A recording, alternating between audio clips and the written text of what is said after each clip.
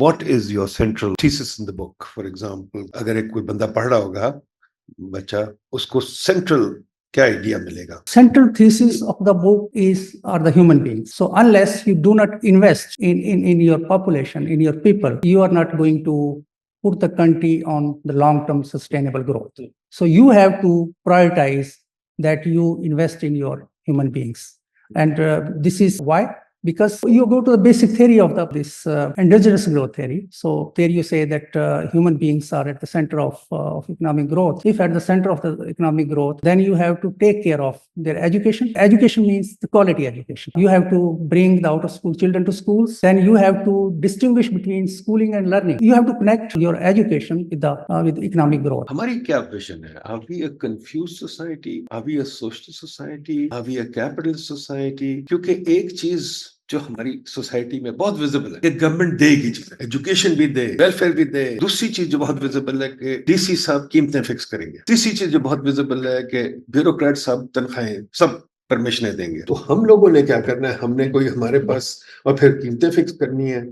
हम ये socialist society what have you? ना हम सोशलिस्ट हैं ना कैपिटलिस्ट हैं। ये बात आपकी बिल्कुल ठीक है। वी आर बेसिकली कंफ्यूज्ड काफी हद तक कि क्या हमें करना है क्या नहीं। Vision is not that much clear. जो है कि गवर्नमेंट ने सब कुछ देना है to we have low social capital. मसलन आपके घर के बाहर कूड़ा पड़ा होगा स्ट्रीट पे, घर अंदर से बड़ा साफ सुथरा हो, लेकिन बाहर स्ट्रीट पे अगर कूड़ा पड़ा है तो वो हमने नहीं उठाना। वो इशू है क्योंकि है लो सोशल कैपिटल और हम उस तरह से शायद काम करने को तैयार नहीं है। एजुकेशन जो बेसिक एजुकेशन है ना, ये तो गवर्नमेंट ने जिम्मेदारी लेनी है क्योंकि उसके सिटीजन्स को होना चाहिए, पढ़े लिखे होना चाहिए। इसी तरह जो हेल्थ है उसकी भी बेसिक उसकी जिम्मेदारी लेना पड़ेगी। और हेल्थ बल्कि हेल्थ जो है that should be a fundamental right in the sense के उसमें हेल्थ में पब्लिक गुड की सारी जो इंग्रेडिएंट्स है वो मौजूद हैं।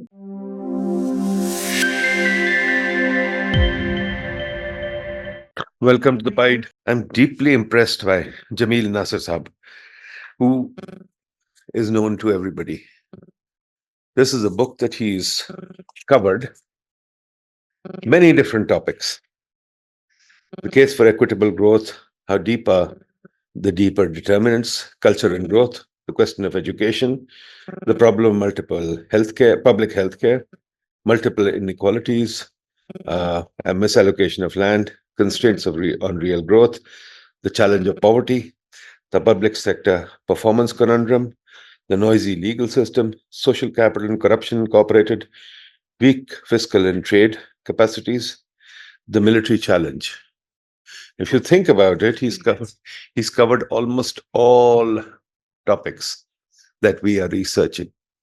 So it'll be a wonderful thing. Or Paul Grave ne chhapi hai.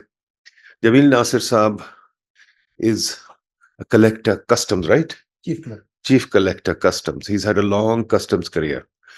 But the beauty of what he does is that he hasn't given up his academic side. He writes a lot.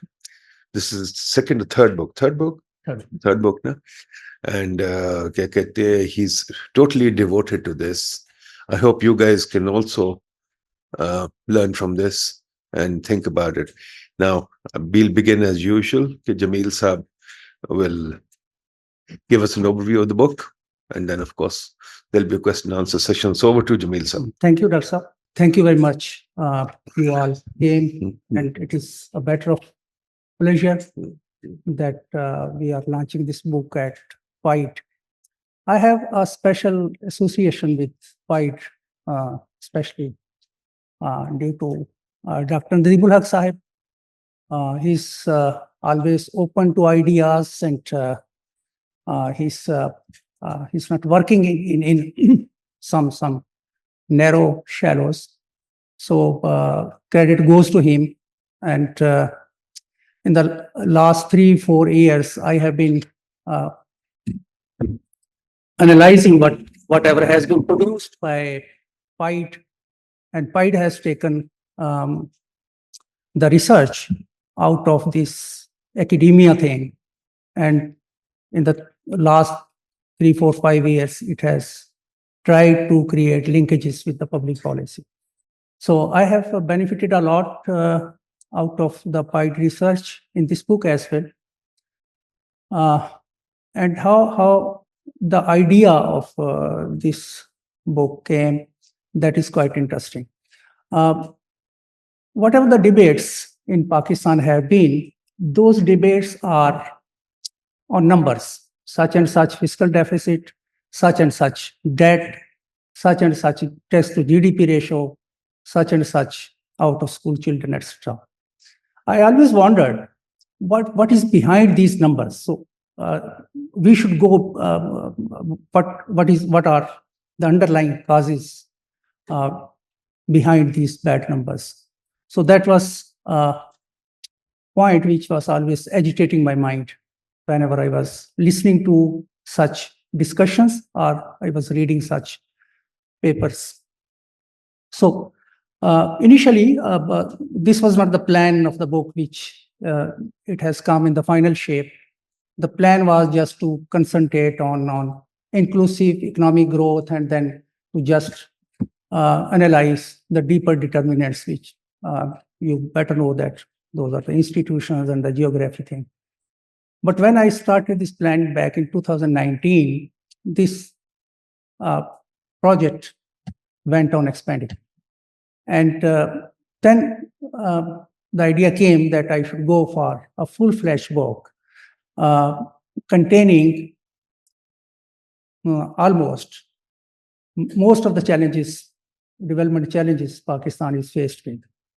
And then there should be some linkages between those ideas, that every chapter should not be the separate chapter, but there should be some idea. So I started it from inclusive growth.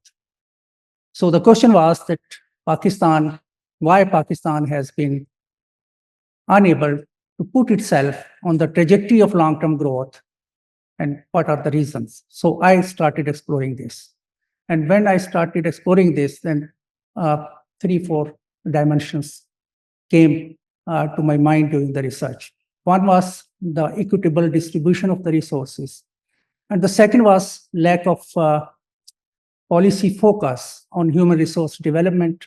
And third was the state capacity. So I created linkages between economic growth, that is inclusive economic growth, and human resource development, and then the state capacity.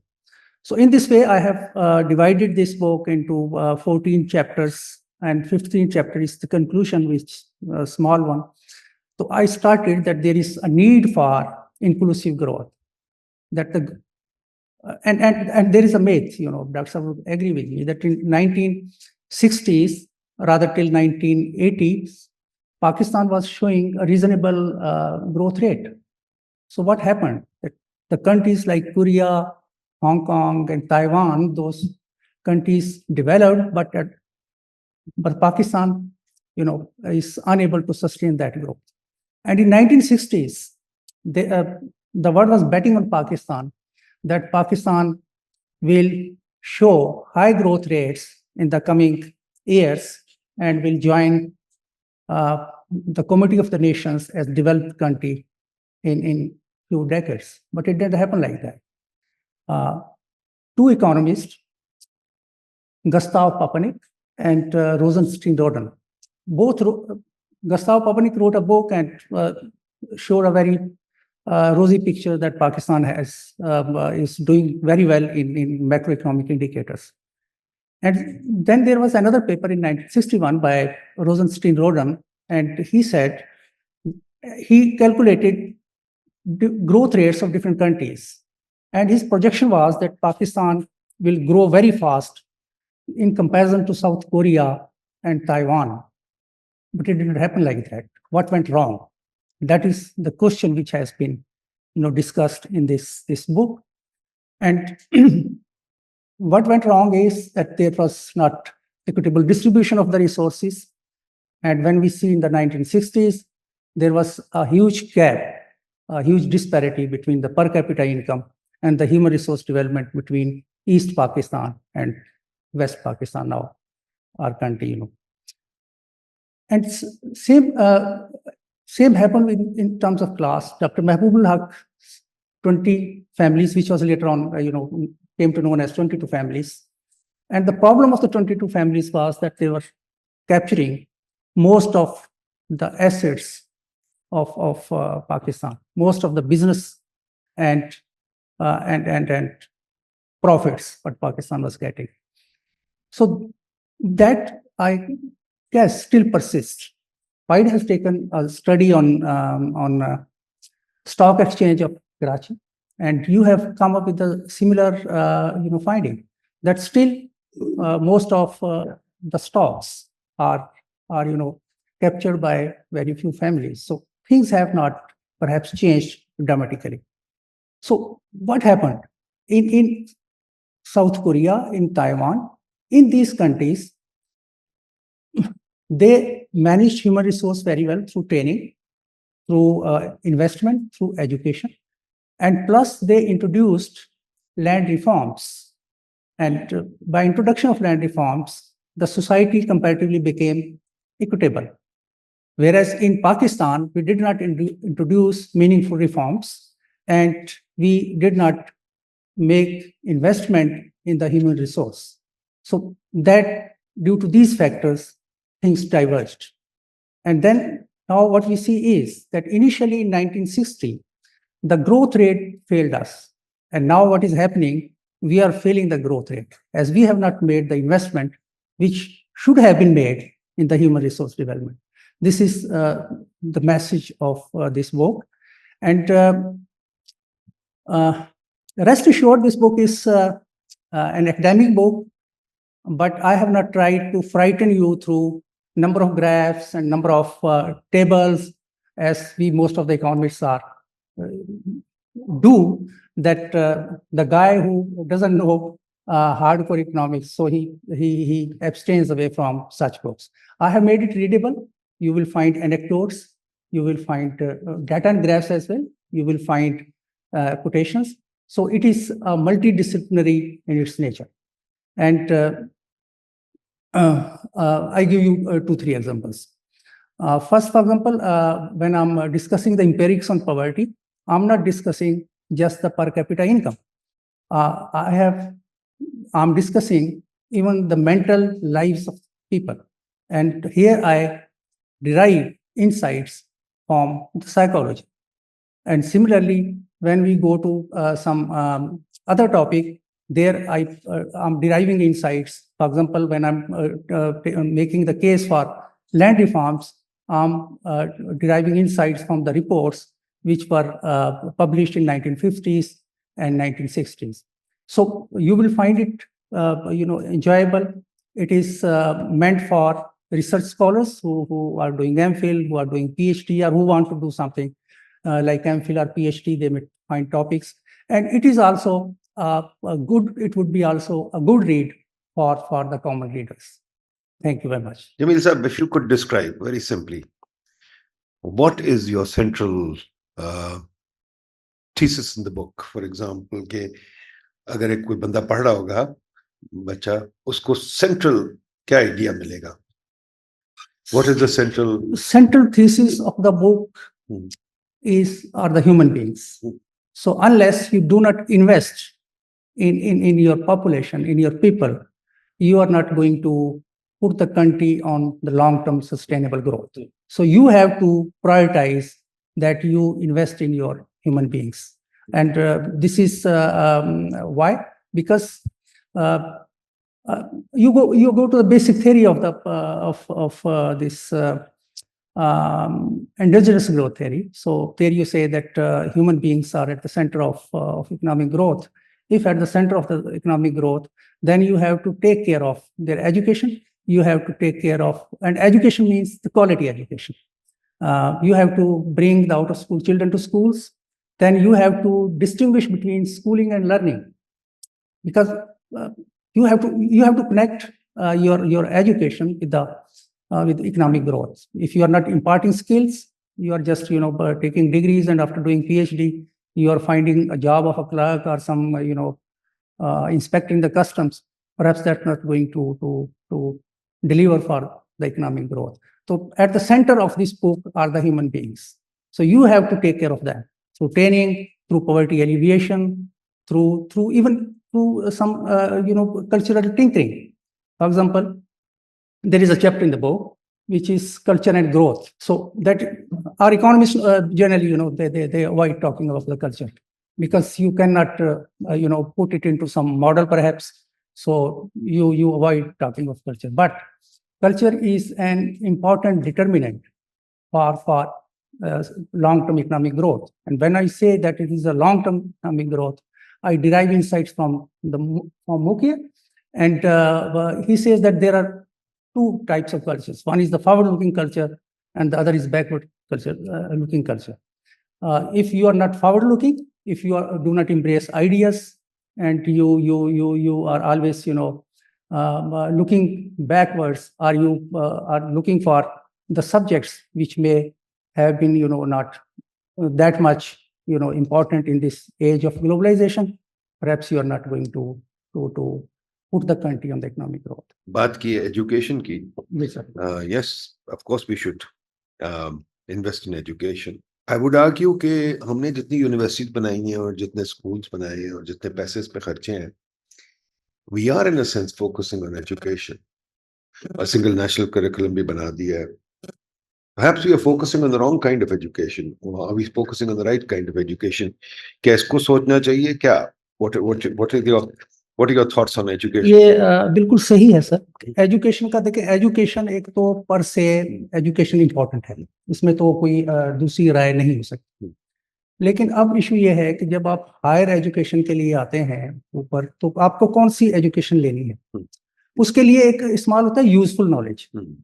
तो whether you are getting useful knowledge is which is connected to your skills, which is connected to earning livelihoods, आप उस पे concentrate कर रहे हैं, या आप उस एजुकेशन पे कंसंट्रेट कर रहे हैं जो आपको स्किल्स नहीं दे रही है. At the end of the day degree जरूर दे रही है, और उस डिग्री को आप लेके जा रहे हैं और वो उस पे आपके पास मार्केटेबल स्किल्स नहीं है. अच्छा, अब इसमें ये हुआ कि जो बेसिक एजुकेशन है वो तो इम्पोर्टेंट है, वो स्टेट की जिम्मेदारी है और जिम्मेदारी होनी चाहिए. वो किस तरह से जिम्मेदारी शायद नहीं है कि 25A आपने इंट्रोड्यूस करा दिया, उस 25A के तहत अभी एक भी मुकदमा नहीं हुआ कि जी मेरा बच्चा जो है पढ़ा नहीं है. क्योंकि when you make something fundamental right, तो आप काइंडली ये समझ लीजिए कि then you can sue even the state कि जी I am not getting this right. वो ऐसी एक हमारी जो एक आदत है पेपर कमिटमेंट्स की, पिछली पॉलिसीज का भी मैंने एनालिसिस में किया है, तो वो पेपर कमिटमेंट्स आपको बहुत ज़्यादा मिल जाएंगे. लेकिन जो एजुकेशन आप कह रहे हैं यूनिवर्सिटी लेवल पे और ऊपर, वहाँ पे एजुकेशन जस्ट ये नहीं होना चाहिए कि कोई कट एंड पेस्ट किस्म के पेपर्स, या कोई ऐसे ही एक थीसिस जो है जिसका कोई सर है ना पैर है ना जिसका कोई पब्लिक पॉलिसी के साथ ताल्लुक. तो एजुकेशन के बारे में मेरा ये व्यू है कि we have to have a clear positive voice कि हमने कौन से सब्जेक्ट्स पढ़ाने हैं, कौन सी स्किल्स इम्पार्ट करनी है. मसलन अगर आप वहाँ पे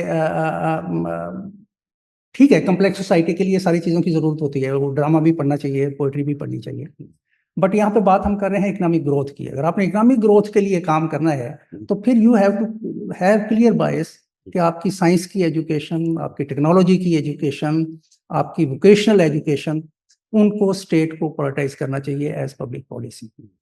अब रही बात की जी क्वालिटी, आपने एक बात की जी हमने बहुत सारे इदारे बना दिए, क्वालिटी क्या है. तो मैं इस पे एक यूनिवर्सिटी रिसर्च पे जब इसको थोड़ा सा एनालाइज कर रहा था, तो आपकी नज़र से भी गुजरा होगा, एक रिट्रैक्शन वॉच के नाम से एक है कुछ. वो ये देखते हैं कि जी जो आपने लिखा है वो ओरिजिनल उसमें कोई बात है या वो ऐसे ही आपने कहीं से पकड़ धकड़ के लिख दिया है. तो उस पे आपके बहुत सारे स्कॉलर्स के पेपर उन्होंने रिट्रैक्ट किए. Those cannot be quoted, those are not in the body of the knowledge. So आपका शायद जो रिट्रैक्शन का रेशो है पाकिस्तान की स्कॉलर्स का, शायद जो चंद मुल्क टॉप पे होंगे उनमें है. तो उस तरह का नॉलेज क्रिएट करने का, और फिर इस पर एक इंसेंटिव सिस्टम जो आपने बनाया कि जितने पेपर आप छाप दें उन पेपरों को फिर जो है उस पर आप प्रमोशन का एक निज़ाम बना दें, वो भी शायद उतना ठीक नहीं है. उसको भी देखने की ज़रूरत है. अब क्या हो सकता है, आप मुझसे बेहतर जानते होंगे, आप एकेडेमिया में हैं, लेकिन ये कि क्वालिटी रिसर्च की ज़रूरत है. और जब एजुकेशन की बात है, you have to distinguish between schooling and learning. जो स्कूलिंग है कि इतने नंबर ऑफ ईयर्स, वो जो मेंसर एक इक्वेशन है, वो शायद इतना वो नहीं मैटर करती, क्योंकि इस पर अब बहुत सारी रिसर्च आ गई है. और वो रिसर्च ये है कि जी जो आपकी स्कूलिंग है या नंबर ऑफ ईयर्स हैं, उनका ताल्लुक इकोनॉमिक ग्रोथ के शायद at the end of the day नहीं बनता। उस पर एक बड़ा मशहूर पेपर भी है, where has all the education gone, land का। तो उस पे जो है अब ये है कि schooling is your cognitive skills, learning is your cognitive skills. तो आपकी learning is connected with economic growth, schooling is not connected to the economic growth. तो ये भी हमें एक डिस्टिंग्विश करना है। अभी तक हमारी जो कॉलेज हैं, यूनिवर्सिटीज हैं, वो शायद स्कूलिंग वाले उस पर ज्यादा चाह रही हैं कि जी 16 साल है तो वो एमए हो जाएगा और इतने साल पीएचडी के लिए रिक्वायर्ड होगा। तो इसको देखने की जरूरत है। और एक और जो एजुकेशन में पॉइंट है जिसको बहुत ज़्यादा देखने की ज़रूरत है, और वो शायद इतना that would be not that easy, क्योंकि उसका ताल्लुक ओवरऑल एक कल्चर और आपके सोशल नॉर्म्स के साथ है। वो है कि आपका एजुकेशन सिस्टम प्रोड्यूस क्या कर रहा है, whether it is producing wealth creators और it is producing rent seekers. अभी भी हम चूंकि मैं I am wearing two hats के, एक तो थोड़ा सा एकेडमिया का है और दूसरा एक सिविल सर्वेंट का है। तो अभी भी जब एप्लीकेशन आती हैं तो बंदे ने पीएचडी की है, कोशिश उसकी ये है कि जी मुझे आप क्लर्क भर्ती कर, ठीक। तो अगर ये है कि आप अपना कारोबार शुरू नहीं कर सकते, आप अपना जो है कोई वेल्थ जो है क्रिएट नहीं कर सकते, और इदारों से आप वो सोशल नॉर्म्स हमारी हैं कि जी अभी भी वो कि जी वो मैकाले का पुराना एक वो है कि जी बंदा सरकारी नौकरी ही करेगा, तो वो भी इकोनॉमिक ग्रोथ की काज के लिए शायद कोई इतनी एक अच्छी बात नहीं है। We have to reorient our social norms and value system के लोग जब यहाँ से निकले तो वो स्टार्टअप्स लेके आए, वो अपना कारोबार शुरू करें, फिर इकोनॉमिक ग्रोथ होगी ना। जो अगर आप एक सैलरीड बंदा बन के जा रहे हैं, मैं मसलन एक सैलरीड ऑफिसर हूँ, तो मैं तो जो बंदों ने क्रिएट किया है, जो उससे पैसे आए उससे तनख्वाह आपने ले रहा हूँ ना।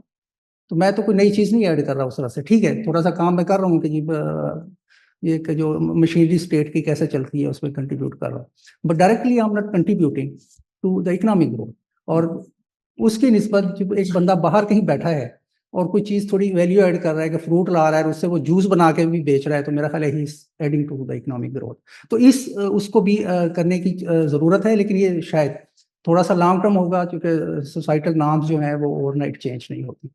तो बट वी कैन ट्राई कि हमारी सोसाइटी में जो स्टार्टअप्स वाले हैं, जो कोई कारोबार शुरू करते हैं, उनकी इज्जत ज़्यादा हो, उनका सोशल स्टेटस ज़्यादा हो। तो वो अगर उसकी तरफ भी हम काम करेंगे तो कोई बेहतरी हो सकती है इकोनॉमिक ग्रोथ की। ये जो आपने लिखा, how deep are the deeper determinants, sir what are the deeper determinants? Sir आपको बहुत पता है डीपर डिटरमिनेंट्स। जब हम इकोनॉमिक ग्रोथ की बात करते हैं तो डीपर डिटरमिनेंट्स पे इंस्टीट्यूशंस की बात आती है, जियोग्राफी की बात आती है, तो इन पे है। और इन पे बहुत डिबेट है, यानी डिबेट है कि जब जेफरी सैक्स साहब जो है वो तो सारा कि जी ज्योग्राफी नहीं सारा कुछ करना है। तो अगर ज्योग्राफी ने सारा कुछ करना है तो आपकी जो फेट है दैट इज डिटरमिन्ड, तो फिर तो आप इमदाद के हाथों ही जिएंगे। और then foreign aid is necessary, because if you are landlocked, अगर आपका डिजीज बर्डन ज़्यादा है, आपकी लैंड फर्टाइल नहीं है, तो देन व्हाट वुड हैपन, कि जी आप फिर आपको कोई बाहर आके मदद करेगा तो फिर ही आप राइज करेंगे। तो आप इसलिए देखेंगे कि एक अजीब कोरिलेशन आपको मिलेगा कि जो लोग जियोग्राफी स्कूल ऑफ थॉट के लोग हैं, वो एट द सेम टाइम जो फॉरेन एड है उसके भी बड़े प्रोपोनेंट हैं। एंड उनमें जेफरी सैक्स का नाम, मैं कोलंबिया यूनिवर्सिटी में था तो वहाँ पे प्रोफेसर थे उस, तो उनका नाम टॉप पे आएगा। तो एक तो ये है कि जी आपकी जियोग्राफी जो है वो आपकी जो पर कैपिटा इनकम की वेरिएशन है उसको अच्छी खासी जो है वो एक्सप्लेन करती है एक स्कूल ऑफ थॉट में। ये एक डीपर डिटरमिनेंट। अच्छा, अगर है तो उसको कैसे चेंज करें? जियोग्राफी तो एक most of the time is a destiny, उसको 10 साल में, 20 साल में, 50 साल में, इवन हो सकता है 100 साल में भी ना चेंज किया जा सके, अनलेस कोई जंग लग जाए, कोई दूसरे मुल्क पे कब्जा कर। दूसरा है इंस्टीट्यूशंस। इंस्टीट्यूशंस पे ये जो दारा नसीमोगलू और ये डगलस नॉर्थ और इन सब ने जो काम किया है वो आपका है कि जी आप इंस्टीट्यूशंस हैं जो आपके डिटरमिन करते हैं जो आपकी लॉन्ग टर्म ग्रोथ को। अच्छा, वो इंस्टीट्यूशंस क्या हैं जी? वो एक रिस्ट्रेंट आपके बिहेवियर पे वो है आपकी एक सोसाइटी में, जैसे मसलन एक क्यू में खड़े होना, वो भी एक इंस्टीट्यूशन है कि आपकी नॉर्म्स के हैं सोसाइटी। अच्छा, अगर इंस्टीट्यूशन डिटरमिन करते हैं तो अगेन देयर इज इशू कि जी जो इंस्टीट्यूशंस प्लांट हुए थे आज से 200 साल पहले, 250 साल पहले, वो अभी भी अगर आपको इम्पेक्ट कर रहे हैं तो फिर उनसे कैसे जान छुड़ाएंगे? ठीक है, देयर इज इशू ऑफ एक पाथ डिपेंडेंस, तो वो आपका एक है। तीसरा, इसमें क्लाइमेट को भी ज्योग्राफी में आप ले आए तो वो उसको वहां पे शामिल किया जा सकता है। अगेन यहाँ से जो मैं कहता हूँ कि ठीक है ये डीपर डिटर्मिनेंट है, लेकिन कुछ चीजें हैं जिनको आप यानी फिक्स कर सकते हैं बड़ी आसानी के साथ, और उनको आप इकोनॉमिस्ट नहीं लेके आ रहे डीपर डिटर्मिनेंट्स। मसलन आपका ह्यूमन रिसोर्स, उसको तो किया जा सकता है ना, 10 साल में, 15 साल में, 20 साल में किया जा सकता है, तो वो भी तो डीपर डिटर्मिनेंट्स हो सकते हैं, लेकिन आप उनको नहीं ले रहे। आप अभी ज्योग्राफी पे, इंस्टीट्यूशंस पे उन पे अड़े हो। उनकी आप प्रोडक्टिविटी बढ़ाएं, उनकी आप एजुकेशन बढ़ाएं, तो डीपर डिटर्मिनेंट्स हो सकता है। आपकी क्वालिटी ऑफ लीडरशिप को भी मैं तो एक डीपर डिटर्मिनेंट के तौर पर लेता हूँ। मतलब लीडर्स जो हैं उनको, हम इकोनॉमिक्स का मसला हमारा पता है कि हमने ना मैथमेटिक्स और इकोनॉमेटिक्स को इतना डाल दिया है इकोनॉमिक्स में कि हम जो एक सोशल साइंस थी उसको शायद हमने उसको बना दिया है कि जी ये वेरिएबल, इसको ऐड करो और रन करो, स्टेटा पे निकाल दो रिजल्ट जो है ना उस कर दो। मेरा ख्याल है कुछ चीज़ों को देखने की जरूरत है। For example role of leadership, इस पर आपकी कहीं इकोनॉमिक्स बात नहीं करती कि जी लीडरशिप का रोल क्या है। आपकी रिपोर्ट थी, वर्ल्ड बैंक ने कमीशन बनाया था इस पे इकोनॉमिक ग्रोथ पे, मेरा ख्याल 2006 में या 5 में, माइकल स्पेंस शायद उसको लीड कर रहे थे, नोबेल लॉरिएट है। उन्होंने 13 कंट्रीज उस कमीशन ने फाइंड आउट किए। अच्छा, उन 13 कंट्रीज में उन्होंने जो लीडरशिप का रोल है उसको कहा कि जी ये क्रिटिकल है। ठीक है, कि लीडरशिप जो है क्या करेगी, लीडरशिप ये करेगी कि जी आपका जो पेशेंस है, पेशेंस, आप इकोनॉमिक्स के स्टूडेंट हैं सारे तो समझते हैं patience is your discounting rate, कि जी आप की जो ग्रेटिफिकेशन है उसको आप डेफर करना चाहते हैं कि इमीडिएट चाहते हैं, क्या उसको आपका हाइपरबोलिक डिस्काउंट रेट है या आपका हाइपरबोलिक डिस्काउंट रेट नहीं है। तो अब आपका जो है क्या हो रहा है कि जी आपका जो 14-15% के करीब जो आपकी जीडीपी है, you plough back for investment, lowest in South Asia, lowest than sub Saharan Africa. अच्छा, उससे ये हो रहा है कि विच मीन्स कि you are not patient, you are not investing more. जबकि जिन कंट्रीज ने भी राइज किया है उनकी जो इन्वेस्टमेंट जो है लगाने की वो कोई 25 से 30%, यानी आधी आप उसकी कर रहे हैं। तो लीडर क्या करता है, लीडर ये है कि जी वो टफ डिसीजन लेता है। ठीक है, कि अभी ये फॉरेन अवाम अगर चाह भी रही है ये करना है, लेकिन अगर वो इकोनॉमिक रैशनल पे पूरी नहीं उतरती बात, या उसका फायदा फ्यूचर में ज्यादा हो सकता है, तो लीडर टफ डिसीजन लेता है। ठीक है, लीडर आपको कोई आपकी जो है उसके लिए स्टेबिलिटी देता है, आपको कुछ विजन देता है। अच्छा, इस पे एक पेपर है जो थोड़ा सा इंपेरिकल एनालिसिस जिसका किया है, वो MIT के शायद प्रोफेसर हैं, इसमें नाम है मैं भूल रहा हूँ उसका, उसने इसका इंपेरिकल एनालिसिस भी किया लीडरशिप का। तो उस पे वो यानी उसने जो वेरिएबल लिया वो था कि डेथ इन ऑफिस, यानी जो प्रेसिडेंट, प्राइम मिनिस्टर और कोई भी dictator, he is the leader as per his definition. तो अगर वो मर गया है, डेथ इन ऑफिस है, तो फिर फौरन क्या उसका इम्पैक्ट आया, कैसे उसने इस तरह से कुछ ना एक मेथोडोलॉजी के थ्रू किया। तो उसकी भी फाइंडिंग ये है कि लीडरशिप मैटर्स, यानी अगर हम इंपेरिकली भी देखें तो क्वालिटी ऑफ लीडरशिप जो है इस पे भी कहीं ना कहीं अब इकोनॉमिक्स में बात होनी चाहिए। अगर माइकल स्पेंसर उसके कमीशन ने सर कर दी है तो पाइड को भी अब करनी चाहिए, मेरा ख्याल है ये ज़रूरी है। ठीक है, वो जो ज्योग्राफी है, जो आपकी जो है वो इंस्टीट्यूशंस है, ठीक है वो इम्पोर्टेंट हैं, और इंस्टीट्यूशंस पे और तरह से भी बात हो सकती है कि जो इंस्टीट्यूशंस को इकोनॉमिस्ट ले रहे हैं जिस तरह से कि जी सिक्योरिटी ऑफ प्रॉपर्टी राइट्स और रूल ऑफ लॉ, उससे आगे नहीं जाते ना सर इंस्टीट्यूशंस पे, यही हम ले रहे हैं। अच्छा, सिक्योरिटी ऑफ प्रॉपर्टी राइट्स, अब ये बड़ा एक टिकलिश सा इशू है, मैंने इसको किया है। Security of property rights is important, ठीक है, इसलिए इम्पोर्टेंट है कि जी वट एवर यू अर्न उसकी कुछ यानी उसको सेव होना चाहिए, उसकी वो एक्सप्रोप्रिएट नहीं होना चाहिए, अदरवाइज तो आप काम नहीं करेंगे, आप काम नहीं करेंगे तो कंट्रीब्यूट नहीं करेंगे, इकोनॉमी को कंट्रीब्यूट नहीं करेंगे तो इकोनॉमिक ग्रोथ नहीं होगी। ठीक है, बड़ा सिंपल सा उसका लॉजिक। लेकिन यहाँ पे इशू ये है कि एट द सेम टाइम आपका कोई बंदा एलोकेशन ऑफ प्रॉपर्टी राइट पे बात करने को तैयार नहीं है। उसको भी देखने की जरूरत है। दुनिया में जितनी चेंजेस आई हैं, जो फंडामेंटल चेंजेस आई हैं, एलोकेशन ऑफ प्रॉपर्टी राइट को देखा गया है। डॉक्टर साहब मुझसे एग्री नहीं करेंगे क्योंकि वो आपका allocation of property right, for example south Korea में अगर वो रिफॉर्म्स ना करवाते, लैंड रिफॉर्म्स, यानी लैंड रिफॉर्म्स करवाने का मतलब है ना एलोकेशन ऑफ प्रॉपर्टी राइट्स को देखा जा रहा है। Same happen in Japan.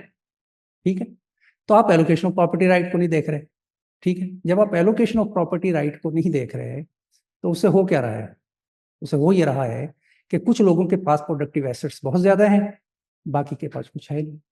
अच्छा, फिर आप क्या करते हैं, इसमें पॉवर्टी पे एक चैप्टर है, पॉवर्टी में फिर आप क्या करते हैं, you bring small tinkerings. What are those small tinkerings? You say जी कुछ कैश ट्रांसफर कर दो, कंडीशनल हो जाए या अनकंडीशनल हो जाए। अच्छा, कैश ट्रांसफर पे जो कुछ भी हुआ है, जो फाइंडिंग्स हैं, लिटरेचर जो डिफरेंट स्टडीज हुई हैं, results are mixed, at the max are mixed. मेरा व्यू ये है कि शायद उसका कोई फायदा नहीं है, that is just for consumption smoothing. उससे ज्यादा ये नहीं है कि जी आप कैश ट्रांसफर करके किसी बंदे को कहें कि जी वो बड़ा बिजनेस स्टार्ट कर लेगा और वो चला जाएगा। आपकी भी फाइंडिंग यही है, आपने जो बिस्क का एक पाइड ने जिस पे काम किया, तो वो नहीं। दूसरा आप करेंगे माइक्रो क्रेडिट दे दो जी, बड़े बड़े लोग नोबेल नाम भी लेते हैं, इंटरव्यूज देते हैं, हार्वर्ड में भी चले जाते हैं तकरीर कर। माइक्रो क्रेडिट पे भी यही आउटकम है। मसलन जो उस पर इंपेरिकल एनालिसिस हुआ है, इंपेरिकल एनालिसिस को अगर आप देखें तो वो तो सपोर्ट नहीं करता माइक्रो क्रेडिट को बहुत ज्यादा। Eight the max result is mixed again, ठीक है। माइक्रो क्रेडिट भी कोई बिजनेसेस को ज्यादा नहीं क्रिएट करता, वो सिर्फ उसको करता है जिसका ऑलरेडी कोई बिजनेस है और उसको आप एक सप्लीमेंट दें। जिसको आप कह रहे हैं कि शुरू से करें, उसको हेल्प नहीं करता उस तरह से। बांग्लादेश की एक हमें थोड़ा सा आउटलायर के तौर पे मिलता है, वो शायद इस वजह से है कि उन्होंने उसका जेंडर फोकस ज्यादा था, खवातीन पे ज्यादा जोर दिया, तो उस वजह से शायद हुआ। लेकिन उस पर भी स्टडीज अदरवाइज भी हैं दूसरी साइड पे भी कि जी वो कोई इतना ज्यादा नहीं हुआ, बात कुछ और। तो एक आप ये कर लेते हैं। अच्छा, तीसरा आप क्या करते हैं, ऐसी कोई जो है कोई प्रोग्राम आ गया, उसको कुछ दे दिया, तो आप यानी जो रूट उसका है उसको आप नहीं कर रहे। Root is you have to give some productive assets, you have to give the people net to catch fish, ठीक है ना। ये नहीं देना कि 10 रुपए ले जाओ या 50 रुपए ले जाओ, शाम को फिश ले लें, it can not be like that. तो वो आप नहीं कर रहे। अब उसको चैलेंज कौन करेगा? अब ये बहुत मुश्किल है ना, डॉक्टर साहब चैलेंज कर सकते हैं, मैं तो वैसे ही सिविल सर्वेंट हूँ, मैं क्या चैलेंज कर लूंगा, मैं तो अपना गुस्सा गुस्सा ऐसी किताब लिख के निकाल लेता हूँ। तो उसको चैलेंज कैसे करेंगे? चैलेंज इसलिए नहीं हो सकता, नहीं हो पा रहा कि उसके पॉलिटिकल इकोनॉमी कोनोटेशंस है, कि आपकी जो आइडियोलॉजी है उसके लिए उसको चैलेंज करना पड़ेगा, ठीक है। और आइडियोलॉजी की चैलेंज की मैं आपको बात बताता हूँ किस तरह से है। कि अगर आपकी आइडियोलॉजी ये है कि जी यही जैसे हम सिक्योरिटी प्रॉपर्टी राइट्स की बात कर रहे थे, या जैसे इकोनॉमिस्ट ने हमें शुरू से डाला कि जी आप ऐसे करें कि जी ये जो है ना इनइक्वलिटी कोई इशू नहीं है, व्हाट यू डू इज कि जी चूंकि अमीर बंदा सेव ज्यादा करता है, कैपिटलिस्ट सेव ज्यादा करता है, वेजिस से ज्यादा सेविंग होती नहीं है, जब वो सेव ज्यादा करता है तो इन्वेस्टमेंट ज्यादा करता है, इन्वेस्टमेंट ज्यादा करता है तो इकोनॉमिक ग्रोथ, ठीक है। इसके पीछे हमें इकोनॉमिस्ट ने लगाया। क्यों सर ऐसे ही हुआ हिस्टोरिकली?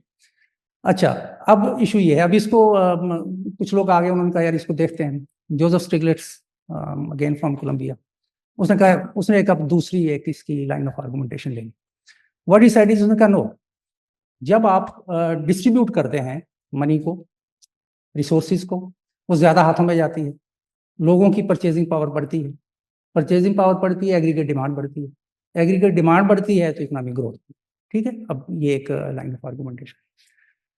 इकोनॉमिक्स जहां पे where the economics has gone wrong sir, आपकी यूनिवर्सिटी तो ज्यादा शायद उसका हिस्सा होगा इसमें, वो है अपना कि जी आपने क्रिएशन ऑफ वेल्थ पे सारा जोर दे दिया, जो उसकी डिस्ट्रीब्यूशन है उस पे हमने कोई वो जो उसको ड्यू एक उसका शेयर होना चाहिए था वो नहीं है, ठीक है।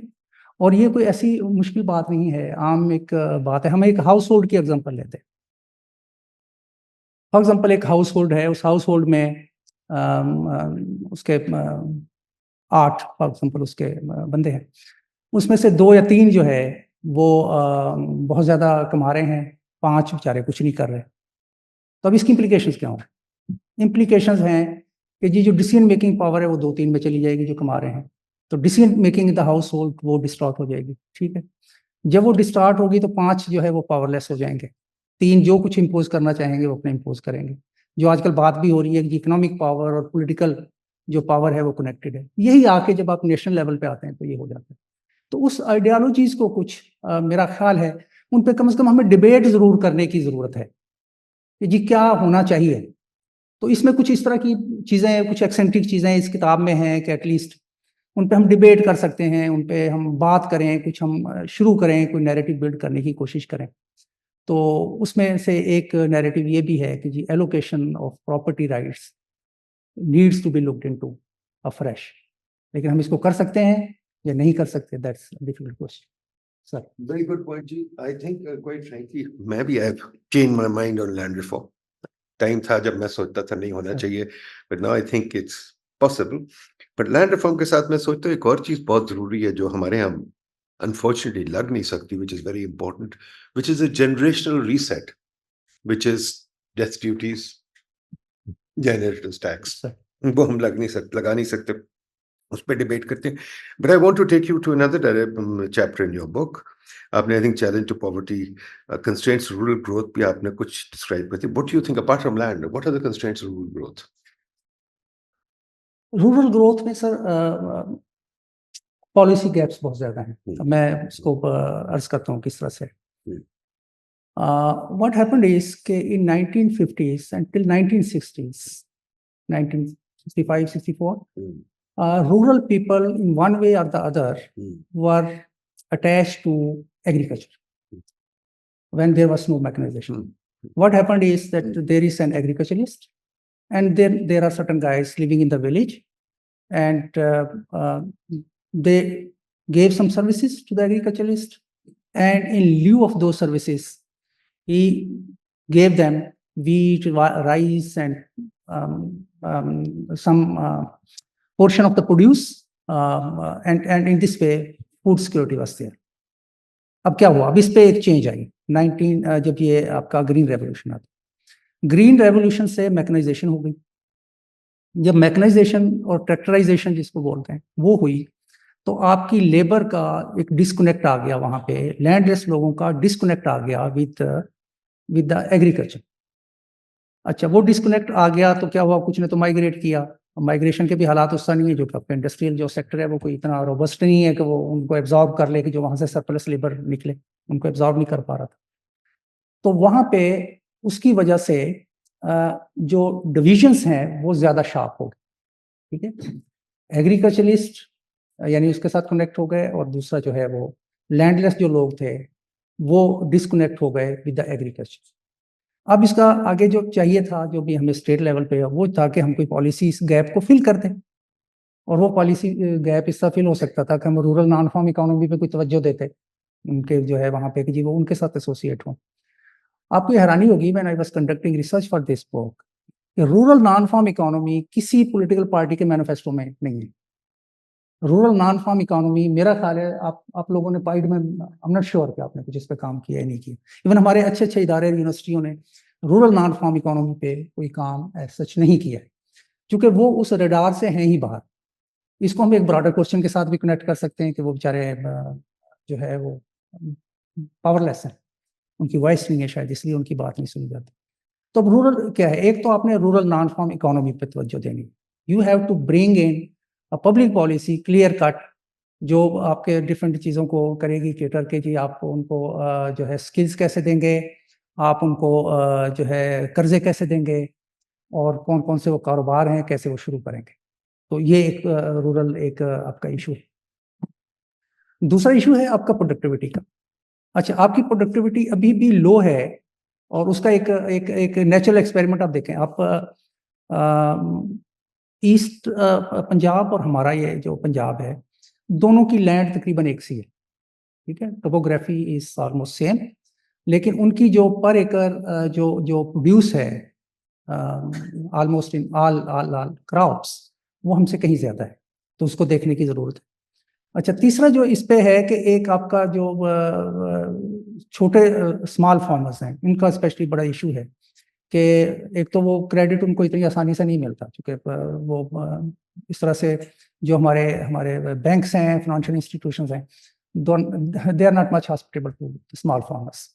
अच्छा, उसका दूसरा क्या है कि वो जो स्मॉल फार्मर्स हैं, अगर वहाँ पे बारिश आ गई है, कोई नेचुरल कैलेमिटी आ गई है, things are gone, they transition to to poverty again, अगर थोड़ा बहुत उनका सहारा भी हो। तो you have to bring in some insurance thing against those standing crops. उसको कैसे किया जा सकता है, उसकी मोडालिटीज पॉलिसी में तय की जा सकती हैं, वो है। और चौथा है कि जो वहाँ का कोऑपरेटिव पोटेंशियल है that needs to be capitalised. वो कैसे कि आप स्मॉल फार्मर एसोसिएशंस वहाँ पे बनाएं, और उनको गवर्नमेंट जो है थोड़ा बहुत, यानी कोई मुश्किल नहीं है कि उनको एक सेक्रेटरी दे दे, क्लर्क जो उनके कागज रख लेगा, एक कंप्यूटर पे बच्चा बैठ जाए जो उनका रिकॉर्ड रख लेगा। उसके लिए कोई ये बहुत बड़ी कोई इन्वेस्टमेंट नहीं है। तो उन स्मॉल फार्मर ऑर्गेनाइजेशंस को जब आप प्रमोट करेंगे तो स्मॉल फार्मर ऑर्गेनाइजेशंस इनपुट जो है वो परचेज करेंगी, quality inputs on the part of जो है अपना वो एक दो स्मॉल फार्मर्स, और फिर वो आगे निगोशिएट करेंगी विद जो भी उनके जो परचेजर हैं ऑफ द प्रोड्यूस उनके साथ, या रिटेल मार्केटिंग में अब जैसे बहुत सारी चीज़ें जा रही हैं, यानी एक शुरू हो गया है रिटेलिंग का लंबा चौड़ा, ये बड़े बड़े जो बन गए हैं आपके स्टोर्स। और तीसरा उससे जो फायदा होगा वो ये होगा कि वो small farmer organisations will provide collateral on behalf of all those farmers. अगला उसका फायदा ये हो सकता है कि जी वो जो स्मॉल फार्मर ऑर्गेनाइजेशंस हैं, वो जो एक आपका अभी भी आपका अराउंड 50% आपका जो वेस्टेज है ना, जो आपका from farm to the market, वो वेस्टेज बहुत ज़्यादा है।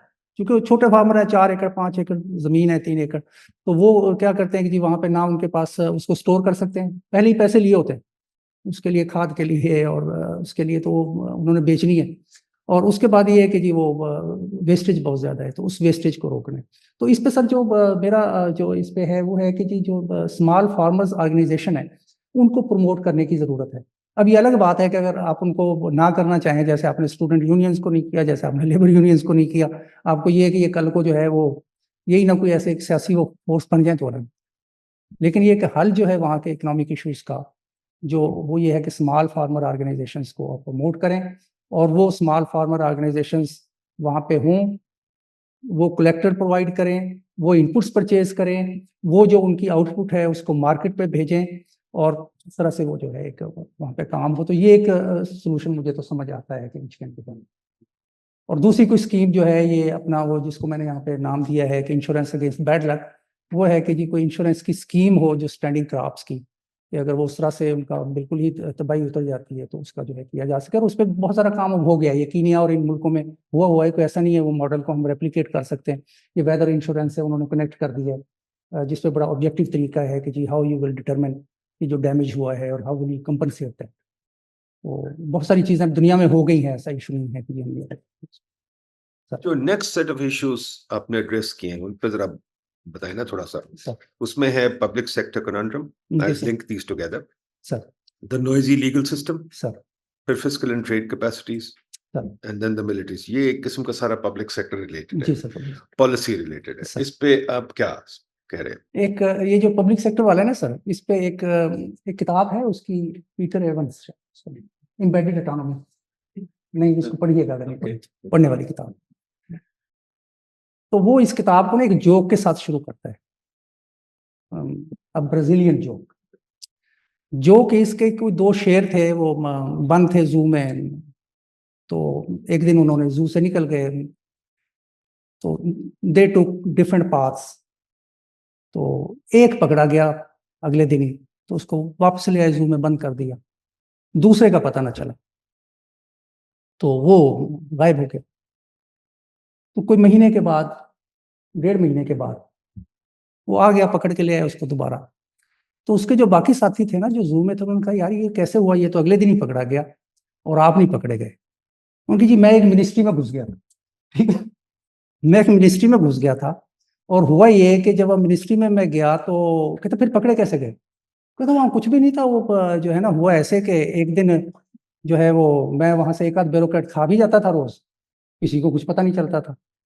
और एक दिन ऐसे हुआ कि जो वो टी सर्व करता था ना ब्यूरोक्रेट्स, मैं उसको खा गया और वहां से पता चल गया। ठीक है, तो ये जो पब्लिक सेक्टर का है ना सर, पब्लिक सेक्टर पे बहुत सारी इस पे एक किताब में देख रहा था जब ये कि कोई उसने जो पब्लिक सेक्टर की पैथोलॉजीज हैं 2000 उन्होंने बयान किया। ठीक है, तो वो अपनी जगह पे है, लेकिन you can not live without the public sector. ठीक है ना, उसने होना है। मसलन उस पर हम इकोनॉमिक जो उसका रैशनल है उसकी जो है एक non driveless goods, non excludability आपने पढ़ा ही होगा सारा, जो पब्लिक गुड्स आपको चाहिए, ठीक है। अब इशू ये है कि जी वो पब्लिक सेक्टर कितना बड़ा हो या छोटा हो, उसका फुटप्रिंट क्या हो। जो आपका बड़ा एक एरिया है, उस पर मैं थोड़ा सा आपसे इख्तिलाफ करता हूँ। वो है एरिया के जी आप आर्गू करते हैं कि फुटप्रिंट बड़ा कम होना चाहिए, क्योंकि पब्लिक सेक्टर ऑर्गेनाइजेशन शायद पर से इनएफिशिएंट, यही है ना जी चीज़? अच्छा, पर से इनएफिशिएंट हैं, इसका काउंटर फैक्चुअल क्या है? इसमें मेरे एक प्रोफेसर थे वहाँ पे कोलंबिया में, प्रोफेसर कॉम्पो नाम सुना हो। तो उनसे कभी बात होती थी तो वो यही कि जी वो बताएं काउंटर फैक्चुअल क्या है। There is no counterfactual. आपके अमेरिका में अभी भी बहुत सारे बिजनेसेस खत्म होते हैं और उनके लिए वो टिपिकल एक वर्ड होता है ना सर, जब वो जाते हैं उसके लिए हाँ चैप्टर 11, वो यानी प्राइवेट सेक्टर में भी बिजनेसेस खत्म होते हैं, पब्लिक सेक्टर ऑर्गेनाइजेशंस भी खराब होती हैं। फर्क क्या है? अभी भी जो आपकी सिंगापुर एयरलाइंस है पब्लिक सेक्टर में है और प्रॉफिटेबल है। बहुत सारी जमीन अभी भी सिंगापुर में पब्लिक सेक्टर के पास है और they are doing good job.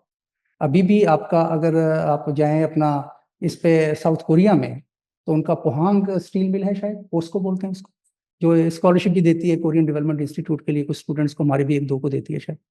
तो वो पब्लिक सेक्टर में उसने ग्रो किया है। आप बिल्कुल डेवलपिंग कंट्री में अपने जैसे में चले गए, कोलंबिया ईपीएम वहां अभी भी मौजूद है, which is being studied by the World Bank as as a star case, जिसने पब्लिक सेक्टर में ग्रो किया। इशू ये नहीं है। इशू शायद ये जो डिबेट है ना, ये डिबेट मेरा ख्याल है इतनी इंपॉर्टेंट नहीं है। ये जी प्राइवेट सेक्टर है कि पब्लिक सेक्टर है, ठीक है, दें पब्लिक सेक्टर प्राइवेट सेक्टर को दें, एक इनेबलिंग इन्वायरमेंट प्रोवाइड करें लोगों को काम करना, इससे कोई बंदा डिसएग्री नहीं करना। लेकिन इशू ये है कि पब्लिक सेक्टर में आपने एफिशिएंसी लानी है, ठीक है। अच्छा, वो एफिशिएंसी अगर है तो पब्लिक सेक्टर ठीक काम कर रहा है, वो ऑर्गेनाइजेशन ठीक काम कर रही है। अगर वो नहीं है तो नहीं कर। आप इसको ये कहें कि इसको डू अवे कर दें या बिल्कुल कम कर दें, ये नहीं हो सकता। ये आपका वो जो हेक साहब थे, उनका बड़ा ख्याल था पता नहीं क्या हो जाएगा, यानी उनका ख्याल था कि जी ये जो तो लिबर्टीज खत्म हो जाएंगी, इस तरह से होगा, और ये तो जो है ना हर जगह पे पब्लिक सेक्टर होगा ये हो। लेकिन उसकी जो उसकी प्रेडिक्शन थी दैट प्रूव्ड रॉन्ग, कि पब्लिक सेक्टर भी बड़ा है पूरी दुनिया में और at the same time human liberties भी बढ़ी हैं। कुछ इस तरह का नहीं है कि वो बड़ा है। मसलन जब यहाँ पे फॉर एग्जांपल कोई मसला आ जाता है एट द नेशनल लेवल, आपका कोई डिजास्टर हो जाता है, तो प्राइवेट सेक्टर तो नहीं आएगा, पब्लिक सेक्टर ही आएगा ना वहाँ पे। या आपकी कोई ऐसे है कि जी कोई आपका बिल्कुल तबाही उतर गई है किसी वजह से और ले ऑफ शुरू हो गए हैं, तो अनएम्प्लॉयमेंट इंश्योरेंस या अनएम्प्लॉयमेंट स्टाइपेंड पब्लिक सेक्टर ही आगे देगा। तो पब्लिक सेक्टर की इंपॉर्टेंस अपनी जगह पे। अब इशू क्या है? इशू है कि जी पब्लिक सेक्टर में एफिशिएंसी नहीं, आई एग्री, ठीक है। अच्छा, एफिशिएंसी क्यों नहीं है? उसके there are number of factors. सबसे बड़ा फैक्टर है पाथ डिपेंडेंस, कि आपने जो ब्यूरोक्रेसी है you inherited it from the British. वही मॉडल है, वही अलूफनेस है, वही रिक्रूटमेंट का तरीकेकार है, तो उससे आपने जो है ना चेंज नहीं लेके आए। अच्छा, उसमें चेंज, और फिर आपका there is only one one one variable जिसके अगेंस्ट आप रिक्रूट कर रहे हैं। मैं सिविल सर्विस की बात कर रहा हूँ। वो वेरिएबल क्या है सर आपका? वो है जी आपकी कॉग्निटिव स्किल्स, मेरिट, नंबर आपने ज्यादा, ठीक है। एक नंबर ज्यादा लेने वाला बंदा जरूरी नहीं है अच्छा एक सिविल सर्वेंट भी होगा, ठीक है। क्यों? सिविल सर्वेंट तो चाहिए ना, उसकी छोटी ईगो हो। जिस बंदे ने भी सिविल सर्वेंट, क्या कोई भी बंदा जो पब्लिक सर्विस करेगा उसकी दो तीन मोटी मोटी बातें है ना। ईगो छोटी हो ताकि वो टीम्स बिल्ड कर ले, ठीक है, लोगों को साथ लेके चले, थोड़ा सा इंट्रिंसिक मोटिवेशन हो, अंदर से हो कि जी मैंने खिदमत करनी है। तो वो वेरिएबल्स भी तो आपको लाने हैं।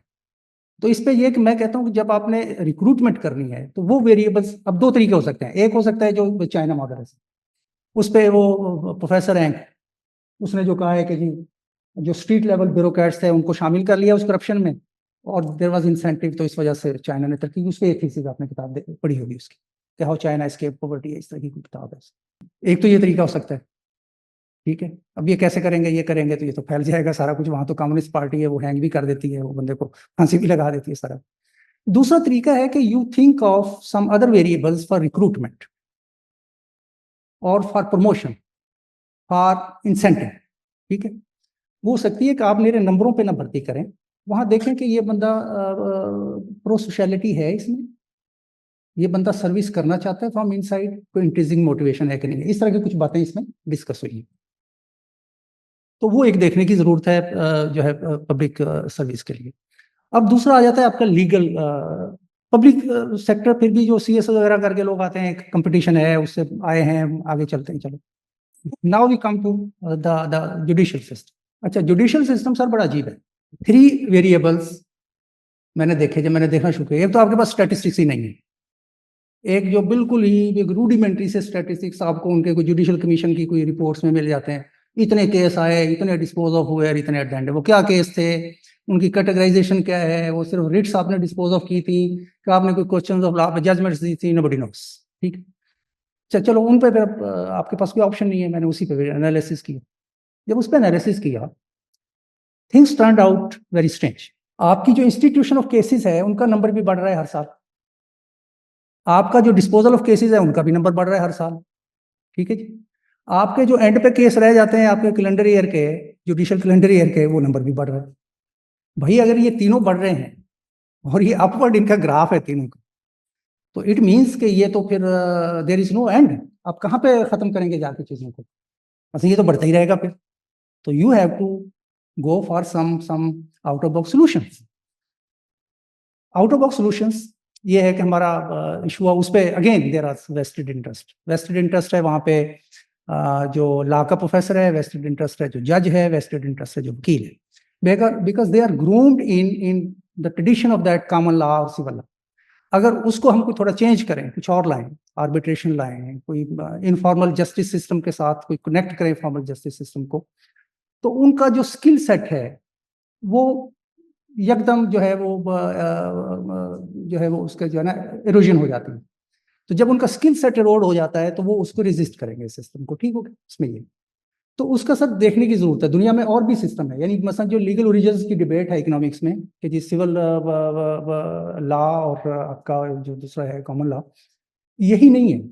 आपका चाइनीज उनका अलग से ला रहा है, आपकी यहाँ पे एक जरगा सिस्टम और इनफॉर्मल सिस्टम। मैं जरगा सिस्टम को सपोर्ट नहीं कर रहा कि उस तरह से आपका इनफॉर्मल सिस्टम यहाँ पे रहा है अरसे से। इस्लामिक लॉ का सिस्टम है जिसकी कहीं आपको लिटरेचर में नहीं जिक्र मिलता। तो what you have to do is आपने लिंकेजेस एस्टेब्लिश करने हैं टू रिड्यूस दिस बर्डन। जो मेरा इस पे आइडिया है, टू रिड्यूस दिस बर्डन कि जी आपका ये जो है कम हो आपका जो केसेस है। अभी आप कैसे करेंगे? ये बड़ा सिंपल है, कोई इसमें मुश्किल काम नहीं है। इस पे 2 एतराज़ात आते हैं। एक एतराज़ आता है कि जी जो जिरगा की वर्ड है या इनफॉर्मल जस्टिस की जो वर्ड है वो मेल डोमिनेटेड। ठीक है, एक तो ये एतराज़ आता है। दूसरा इस पे एतराज़ ये आता है कि जी वो फंडामेंटल राइट्स या उनके अगेंस्ट चले जाते हैं। अच्छा, इनको बड़ी आसानी से दोस्त can be taken care of. For example, एक डिस्ट्रिक्ट है, उस डिस्ट्रिक्ट में आप एक कंपोजिशन जो है उस तरह से दे दें कि फीमेल कंपोजिशन भी हो, गवर्नमेंट उसको थोड़ा सा देख ले, साथ उनको एक कोई बंदा टाइपिस्ट, एक क्लर्क, कंप्यूटर का बंदा दे दें, और ये बाइंडिंग कर दें उस जो है उस जिरगे पे या उस इनफॉर्मल जो भी आपका एक वहाँ पे है कि जी आप जो है ये करेंगे कि जो भी आप जजमेंट लिखेंगे, जजमेंट जो है वो जुबानी नहीं होगी, आप उसको लिखेंगे, बंदा हमने दे दिया आपको लिखने के लिए, और इसकी copy will be endorsed to the district जज। और वहाँ पे और जो बिल्कुल ही गलत है डिस्ट्रिक्ट जज उसको करे कि खत्म ये नहीं होगा, ये कोर्ट में चलेगा, और बाकी जो अकॉर्डिंग टू द लॉ है तो वो खत्म हो जाएगा। अभी भी बहुत सारे फैसले इस तरह से होते हैं, केपी में होते हैं, बलूचिस्तान में होते हैं, पंजाब में होते हैं। वो हमारे पास 2-4 आ जाते हैं जो प्रेस में हाईलाइट हो जाते हैं, जो बिल्कुल गलत होते हैं, मिस कैरेज ऑफ जस्टिस होता है, फिर उस पर एक ओपिनियन हमारी बनना शुरू हो जाती है, शायद सारा निज़ाम ही गलत। तो ये आपको लिंकेजेस एस्टेब्लिश करना पड़ेगा। और एक और बड़ा इशू आप को मैं बताऊं, वो है इमोशनल क्लोजर का। इमोशनल क्लोजर ये है कि मेरा और खुदा न खास्ता डॉक्टर साहब का कुछ झगड़ा चल रहा है कोर्ट में, या तो वो कोर्ट डॉक्टर साहब के हक में फैसला करेगी या मेरे हक में फैसला करेगी। वो जिसके हक में भी फैसला होगा दूसरी पार्टी अगेन एग्रीव्ड है। ठीक है, इमोशनल क्लोजर नहीं हो रहा, हम अगेन दुश्मन है एक दूसरे के। ठीक है, तो उस इमोशनल क्लोजर को आपका informal justice system takes care of that. और ये इमोशनल क्लोजर जो है ये वेस्ट में कोई इतना जरूरी नहीं है। Everybody is up to himself ना, कोई इशू नहीं है, इंडिविजुअलिज्म है, कोई मसला नहीं है। बीवी जो है वो अपना किराया देगी तो मेल अपना किराया देगा। शायद वो इस लेवल पे उनकी एक डेवलपमेंट आ गई है कि इंडिविजुअल एक उस पर फोकस है। हमारे अभी नहीं है। यहाँ तो जब लड़ाई होती है या तो दो खानदान पिछते हैं या दो ट्राइब्स पिछते हैं आपस में, तो उनके दरमियान वो इमोशनल क्लोजर नहीं हो रहा, और रिजल्ट ये होता है कि आपका केस जो सिविल जज की कोर्ट से शुरू होता है वो 30-30 साल, 40-40 साल और 50-50 साल तक वो जो है फाइनल उसकी कल्मिनेशन नहीं होती Supreme Court. We have to think other alternatives कि जी क्या हो सकते हैं। एक तो ये, दूसरा ये सर कि वो driving insights from economics again, कि आप आउटसोर्स कर दें कुछ चीज़ों को, कुछ फंक्शंस को आउटसोर्स कर दें। मतलब बाहर की दुनिया में तो जजेस, मुझे एक दोस्त बता रहा था कि वो बाकायदा ऐलान करवाते हैं कि किसी ने केस लेके आना तो मेरे पास लेंगे। तो कुछ यहाँ पे किया जा सकता है कि दोनों पार्टीज एग्रीड है तो वो जो है आप अपना कोई केस का फैसला कराएं। तीसरा आपका ये हो सकता है कि जो जज साहब हैं अभी तो वो ऊंचे उस पर बैठे होते हैं ना, और नीचे साइड पे लोग बैठे होते हैं, ठीक है, या खड़े होते हैं बेचारे। आपकी सारी जो वहाँ पे जो प्रोसीडिंग्स हैं 2000 इन इंग्लिश, ठीक है। जो खड़े हैं उन्हें शायद इंग्लिश नहीं आती, बाकी सबको आती है, जज को भी आती है, वकील को भी आती है। जिनके लिए वो सारी कचहरी लगी हुई है उनको शायद वो नहीं आती कि वो बेचारे के क्या हो रहा है डोंट नो वो उस पर। तो उस पर जो है बाहर की दुनिया में भी होता है। ये बड़ा आसान काम है कि जज पहले आए, दोनों पार्टी से बात करें कि जी ये मैंने जो है छोटी छोटी टिंकरिंग्स हैं कि जी आपका ये केस है तो इसमें ये हो सकता है, तो अगर आप कुछ आपस में कर सकते हो तो हम इसको जल्दी शार्ट निपटा देते हैं। अगर वो एग्री नहीं करते उसको लंबा चला ले और कर ले। तो कुछ we have to come out of solution. मतलब उसी में रट में अगर आपने रहना है, उससे ना आप आउट ऑफ स्कूल चिल्ड्रन को ला सकते हैं स्कूल्स में, वो भी नंबर बढ़ता रहेगा। वो पहले 21 मिलियन था या 20 था सर, उसके बाद 26.2 हुआ। अब जो रिपोर्ट आई है कोई मुझे बता रहा था, पता नहीं 28 हो गया कि कितना हो गया, ठीक है, नंबर बढ़ रहा है। इन केसेस का इशू ये है कि we are thinking in circles. We are thinking कि जो निज़ाम है उसके अंदर ही आपने देखना है। You have to go out of that. अगर उससे आप बाहर जाएंगे तो कुछ सोल्यूशन मिलेगा। तो वो सोल्यूशन आपको उस तरह से नहीं मिल रहा है कि उसमें देखेंगे तो उसमें तो वही आपको नजर आएगा। मतलब अभी ये आएगा, फॉर एग्जाम्पल आप जुडिशियल सिस्टम की बात करते हैं तो जजेस क्या कहेंगे, सर नंबर कम है 20 जज और लगा दें, ठीक। अच्छा, ये और क्या है जी, ये जी इमारत कम है आप और लगा दें। तो इस तरह नहीं इशूज सॉल्व होने लगे। You have to go out of box. तो ये तो हो गया सर आपका लीगल सिस्टम का। फिर आपकी फिजिकल और उनकी कैपेसिटीज की, ट्रेड की, वो इश्यूज अपनी जगह पे हैं सर्टेनली। वो आपकी जो एक स्टेट कैपेसिटी की जब हम बात करते हैं तो स्टेट कैपेसिटी पे आपका जो टैक्स रेज करना है वो उसका एक एक एक प्रॉक्सी वेरिएबल अभी तक दुनिया में है। एक मैं कोई थीसिस किसी का देख रहा था, एक स्टूडेंट एक और पीएचडी में, पता नहीं मैं नाम रिकॉल नहीं कर रहा, उसने लिया था कि जी टाइमली जो है ये सेंसस करवाना एक ये प्रॉक्सी वेरिएबल हो सकता है फॉर द स्टेट कैपेसिटी, वरना टैक्स ही ज़्यादा लिया जाता है। तो वो आपके सामने है। तो टैक्सेशन पे बड़ी बड़ी गाड़ियां लोग लिए फिर रहे हैं, उनके टैक्स रिटर्न निकलवाएं तो बिल्कुल कम है। तो आपका इनडायरेक्ट टैक्स है ज़्यादा, और इनडायरेक्ट टैक्स से क्या हो रहा है, दैट इज रिग्रेसिव, और उसका बर्डन जो है वो गरीब पे फॉल कर रहा है। आपका इवन जो डायरेक्ट टैक्स है वो भी कलेक्ट हो रहा है इन द फॉर्म ऑफ जो है इनडायरेक्ट टैक्स। मसलन इंपोर्ट स्टेज पे 50 से 54% अभी भी कलेक्ट होता है, ठीक। आपका इनकम टैक्स वहीं पर डिडक्ट हो जाता है, अभी आपने इनकम अर्न नहीं की। आपका सेल टैक्स वहां पे कट जाता है, सप्लाई अभी आपने की नहीं। तो वो इश्यूज अपनी जगह पे हैं, उनको भी देखने की जरूरत है। वो वीक कैपेसिटी सर्टेनली है। ट्रेड का जो हाल है, you are not ready to trade with your neighbours, ठीक है। इसमें केस स्टडी भी है, ट्रेड वाया ज़ेम्बार्ड, वो जो ऑयल, ईरानियन ऑयल जो बलूचिस्तान में आता है फिर पूरे मुल्क में वो आगे फैल जाता है। तो आप उसको यानी उस तरह से करने को तैयार नहीं है, ठीक है। ईरान के अपने इश्यूज हैं अपनी जगह पे, लेकिन आपकी ट्रेड जो है बाकी मुल्कों के साथ भी, अफगानिस्तान के साथ भी बढ़ाई जा सकती है, इंडिया के साथ भी सोचा जा सकता है। ट्रेड में तो मेरी दुश्मनी नहीं हमने चला रही ना, दूसरा तो कोई मसला हल नहीं होगा, ठीक है। तो वो आप चलाएंगे तो फिर कोई आगे जो है ना इसका इश्यूज हैं, तो वो वीक कैपेसिटीज हैं, कुछ हम कर नहीं पाते। अच्छा, उसमें क्या है, अगेन पॉलिटिकल इकोनॉमी इशूज है। मैंने एक एनालिसिस किया, इसमें वो किताब में है कि आपके टोटल एक्सपोर्टर्स कितने। अच्छा, उन एक्सपोर्टर्स को मैंने कैटेगराइज किया कि कुछ एक्सपोर्टर्स के जी जो लोग फॉर एग्जांपल 100 से ज़्यादा कंटेनर्स भेजते हैं, ऐसे में मिसाल दे रहा हूँ, कुछ जो 50 से ज़्यादा भेजते हैं, कुछ हैं जो साल में ना यानी कोई 12 कंटेनर 10 कंटेनर भेजते हैं, 1 कंटेनर महीने में। व्हाट हैपेंड इज कि जो आपके बड़े एक्सपोर्टर्स हैं वो ठीक है, वो आपकी 90% एक्सपोर्ट करते हैं या 95% एक्सपोर्ट करते हैं, और आपके जो छोटे एक्सपोर्टर हैं वो 1%, 2% और 3% करते हैं। लेकिन जो 1%, 2% और 3% वाले हैं उनका नंबर बहुत ज्यादा है। अच्छा, इससे आप क्या है, आप क्या फायदा उनसे उठा सकते हैं? उनसे फायदा ये उठा सकते हैं कि जो आपका लोकल ट्रेडर है compare to the guy who is expose to the environment of international trade, उसकी निस्बत वो एक कमजोर जगह पे है, समझ रहे हैं कि वो एक्सपर्टीज के हिसाब से, कैपेसिटी के हिसाब से। जो बाहर एक्सपोर्ट कर रहा है वो बाहर निगोशिएट कर सकता है, वो बाहर की दुनिया से थोड़ा वाकिफ है, वो डॉक्यूमेंटेशन कर सकता है, तो आप उनको लिफ्ट करें, ठीक है, उनको कोई इंसेंटिव दें। अभी आपकी जो सारी स्कीम है उनका जो 95% यूटिलाइजेशन है आपके बड़े लोग करते हैं, ये जो जितनी भी आपकी export promotion scheme, manufacturing bond, बला। तो इशू वो हो रहा है कि आप, again I come to the human element, जो ह्यूमन वो है उस पर तवज्जो नहीं है उस तरह से, यानी आपकी जो तवज्जो है वो भी बिग बिजनेसेस। अच्छा, आप फिर क्या कर रहे हैं, फर्ज करो आप रिबेट दे रहे हैं, रिबेट दे रहे हैं आप एग्जिस्टिंग सेक्टर्स को, ये इंसेंटिव है कि disincentive? It is a disincentive, यानी वो तो कहना हमें मिल रहा है ना रिबेट, तो इसलिए वो नहीं सोचेगा कि मैंने किसी और सेक्टर में जाना है।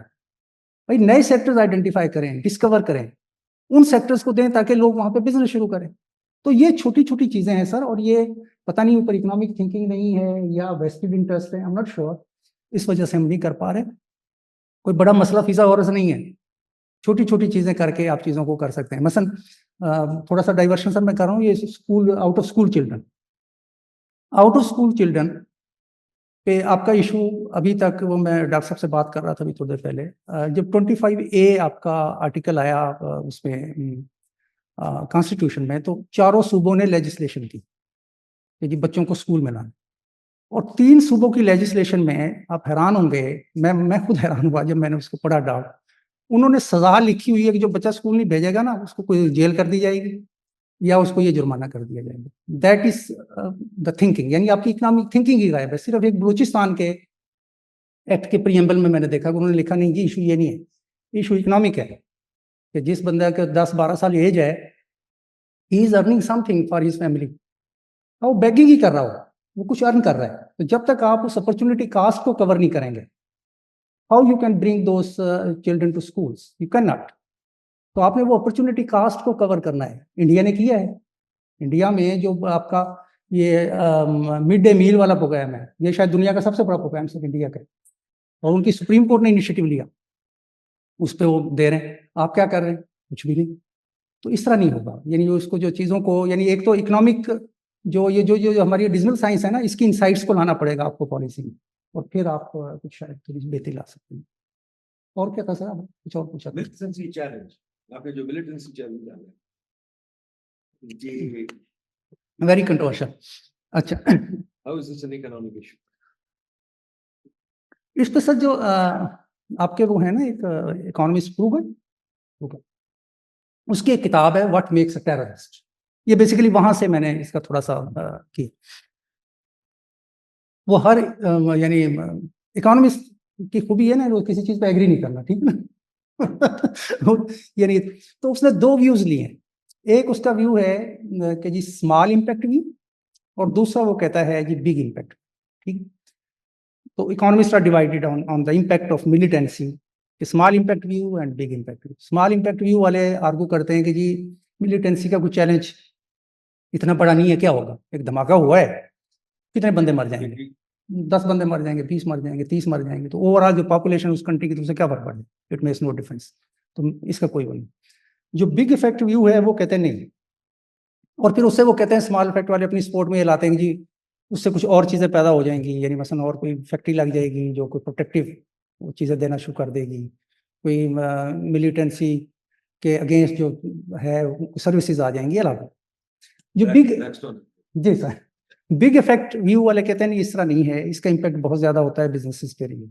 तो मैंने इसको एनालाइज किया, तो पाकिस्तान की शक्ल में ये बिग इफेक्ट व्यू आता है कि हमें जो ये मिलिटेंसी का जो चैलेंज रहा है, इसकी वजह से इकोनॉमिक ग्रोथ हमारी कम रही है, इसकी वजह से इन्वेस्टमेंट कम रही है, इसकी वजह से जो है बिजनेसेस ने उस तरह से ग्रो नहीं किए। अब सवाल एक और आता है इस पर, एक बड़ा कंट्रोवर्शियल सवाल आज मैं आपके सामने छोड़ के जा रहा हूँ। जिससे हमारे ये जर्नलिस्ट और ये लोग एग्री नहीं करते। आपने यानी पढ़ा होगा अखबारों में कि जी मदरसा मदरसा एलिमेंट मैंने इसमें देखा कि जी मदरसा जो है वो नर्सरीज हैं मिलिटेंट्स की, ये यानी एक आपका नैरेटिव है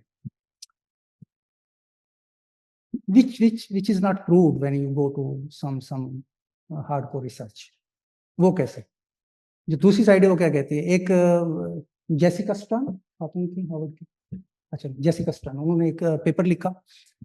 तो व्हाट शी डिड इज कि उसने जो ये आपके हैं ना देवबंदी मदरसे उनको विजिट किया, यानी जो विच वर अलाइंड विद अफगान जिहाद, और उसकी बुनियाद पे पेपर लिखा कि जी ये जो है ना मदरसा जो है ना those are the nurseries of militancy.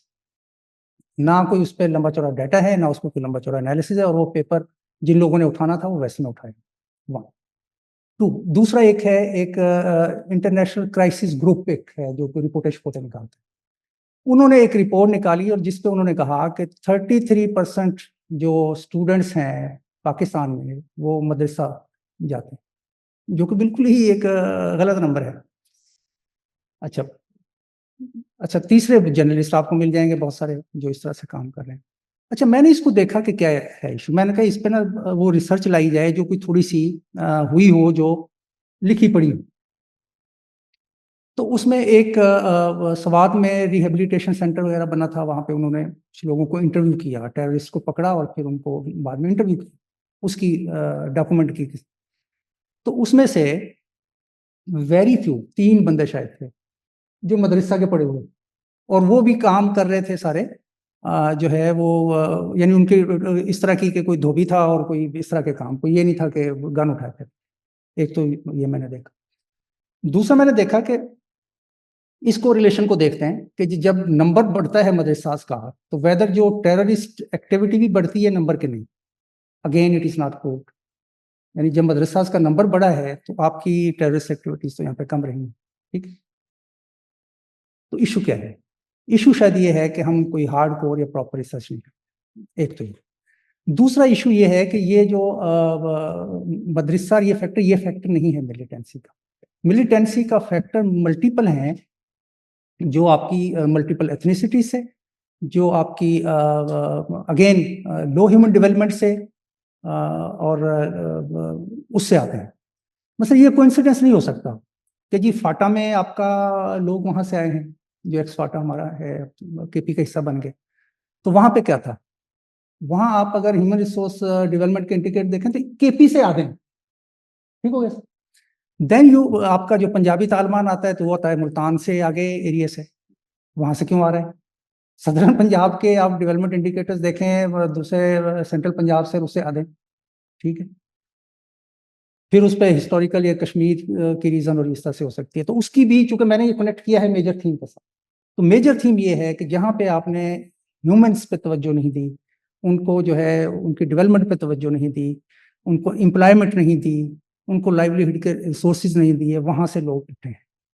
बाकी वो अलग बात है कि उनको आप कैसे इस्तेमाल कर लेते हैं, लेकिन बेसिक जो रीज़न है वो ये है, मदरसा एजुकेशन रीज़न नहीं है। अगर वो आप एजुकेशन लेते हैं तो वो एजुकेशन हमारी शायद जो बाकी जगहों पे भी स्कूलों में पढ़ाई जा रही है वहाँ भी शायद ऐसे ही है। अब हुद भाई को बुला लीजिएगा कभी, यहाँ पे बता देगा आपको कैसी कैसी किताबें हैं, उनमें क्या क्या पढ़ाया जा रहा है, तो वो कोई इतना फर्क नहीं है शायद। तो सर इस पे ये है। अच्छा सर जी सर। अच्छा जी, let's open it up to the floor. So folks, जो ऑनलाइन folks हैं, they can raise their hand. अंदर से जिसने बोलना है जी जीशान साहब। Very wonderful book, माशाल्लाह, many congratulations. This is Zishan from Pide. तो मेरा एक क्वेश्चन ये है कि जो सूबाई और वफाकी हुकूमतें हैं, दोनों का जो कंबाइंड एक्सपेंडिचर है एजुकेशन के, दैट्स 1.5% ऑफ द जीडीपी। पूरी इनकम का हम 1.5% एजुकेशन पे खर्च करते हैं। Is this enough for human development? That's correct. या सूबाई और वो प्रोविंशियल मिला के दोनों, फेडरल का है, सूबाई का ज्यादा है यार। इस पे मैं सर अर्ज करता हूँ जी। अच्छा, एक तो इस पे शान साहब ये है कि ये फिगर शायद करेक्ट नहीं है, ठीक है। जो जो डॉक्टर साहब कह रहे हैं वो शायद ठीक कह रहे हैं, जो है फेडरल गवर्नमेंट का ये हो सकता है, और फेडरल गवर्नमेंट के पास अब बड़े थोड़े सही इदारे हैं, कोई ज़्यादा नहीं है। अच्छा, प्रोविंशियल गवर्नमेंट जो मैक्सिमम अपना एक्सपेंडिचर करती है एलोकेशन का, वो एजुकेशन पे। ये आपको बड़ी हैरानी होगी, ये भी एक मिथ है जिसको हम तोड़ नहीं पा रहे हैं। इसमें मैंने एनालिसिस कहीं पर डाला है, जो आपका जो पर स्टूडेंट खर्चा है पब्लिक सेक्टर स्कूल का, वो ज्यादा है प्राइवेट स्कूल से। ठीक है, चारों सूबों में ये, और ये स्टैटिस्टिक्स मौजूद है। आप इसका, इनकी एक है वो इदारा है इनका फेडरल गवर्नमेंट का, वहां पे ये सारे स्टैटिस्टिक्स मौजूद है। EMI ऐसे मुझे याद नहीं आ रहा, फेडरल गवर्नमेंट का वो है, वहां से मैंने स्टैटिस्टिक्स लिए।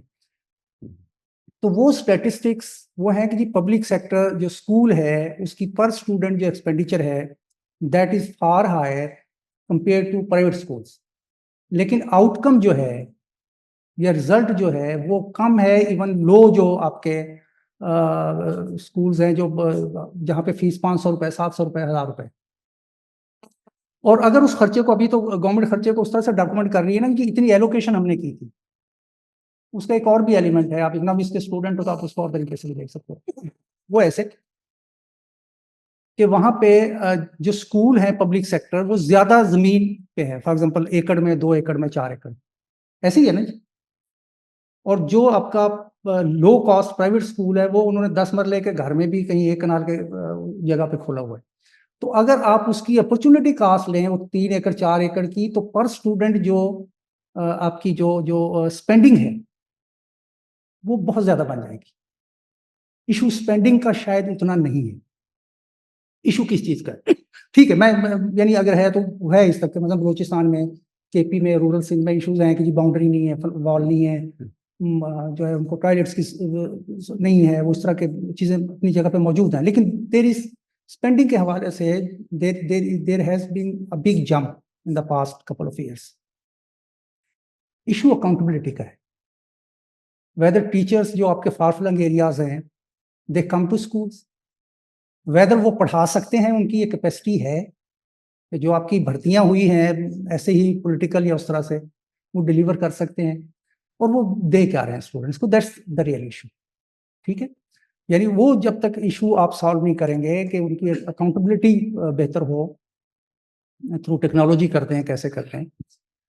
इस पे मसलन चाइना की मैं आपको मिसाल देता हूँ। चाइना ने कोई 100 मिलियन प्लस स्टूडेंट्स को आपकी जो है ना इस तरह से उन्होंने पढ़ा लिया, ये टेक्नोलॉजी की मदद से।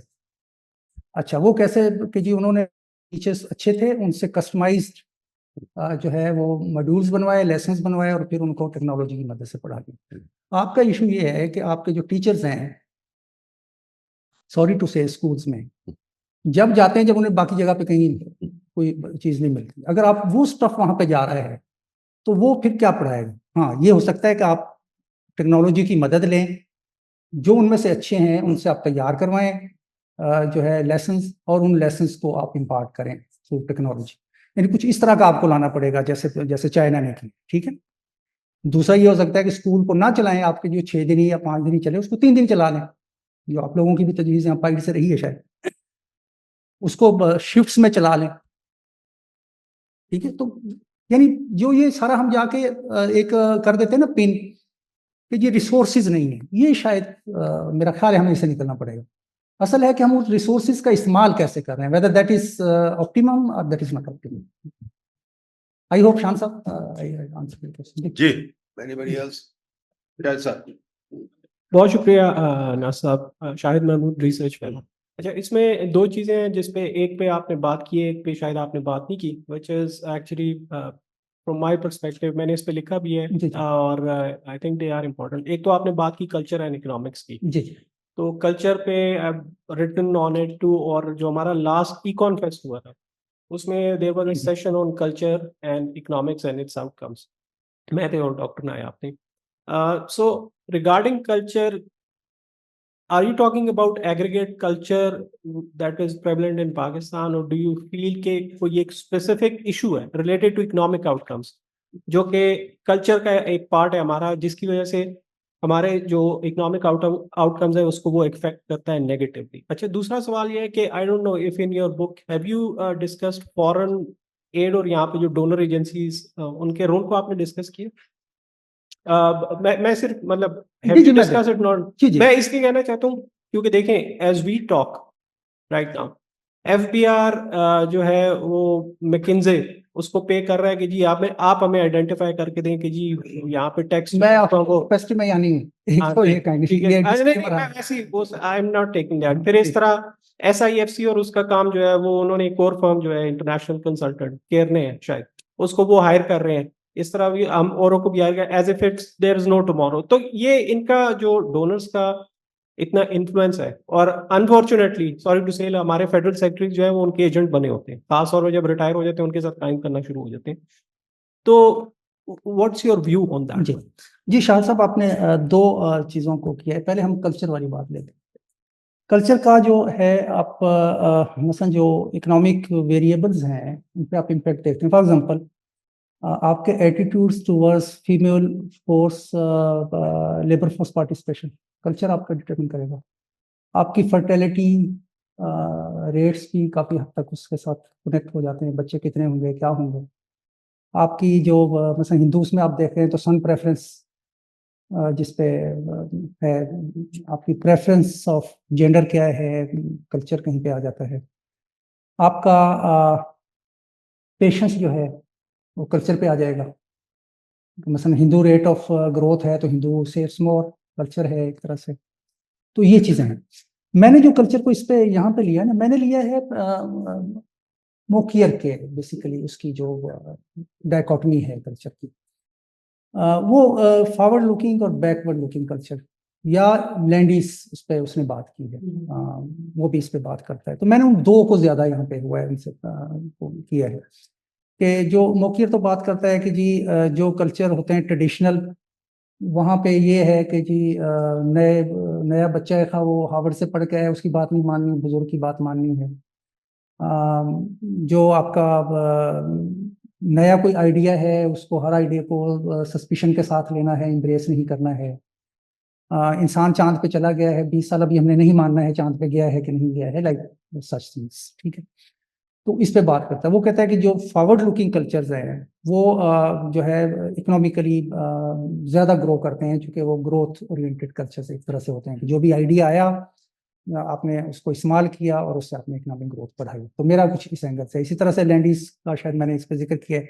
वो एक जगह पे फॉर एग्जांपल कहता है कि कल्चर, जैसे मिडिल ईस्ट के कल्चर के बारे में वो बात करते हुए लिखता है अपनी किताब में कि जी वहाँ पे ये है कि जी हर चीज़ को आपने देखना है with suspicion, in the sense कि अगर कोई बाहर पढ़ने चला गया है तो आप उसको एक्सेप्ट नहीं कर रहे, बाहर से कोई आइडिया ले आया है तो उसको एक्सेप्ट नहीं कर रहे। तो इस तरह की चीज़ें हैं। अब ये बड़ा टिकलिश क्वेश्चन है, क्योंकि इस पे जो वेस्ट में भी स्टडीज हुई है ना, जो फर्स्ट जनरेशन वहां पे गई और सेकंड जनरेशन है, या कि सेकंड जनरेशन भी के आउटकम भी वो इन्फ्लुएंस हो रहे होते हैं उस कल्चर से जिससे उठ के आए। तो ये that is not an easy question कि ये क्या किया जा सकता है, कैसे हम इम्ब्रेस कर सकते हैं न्यू आइडियाज को।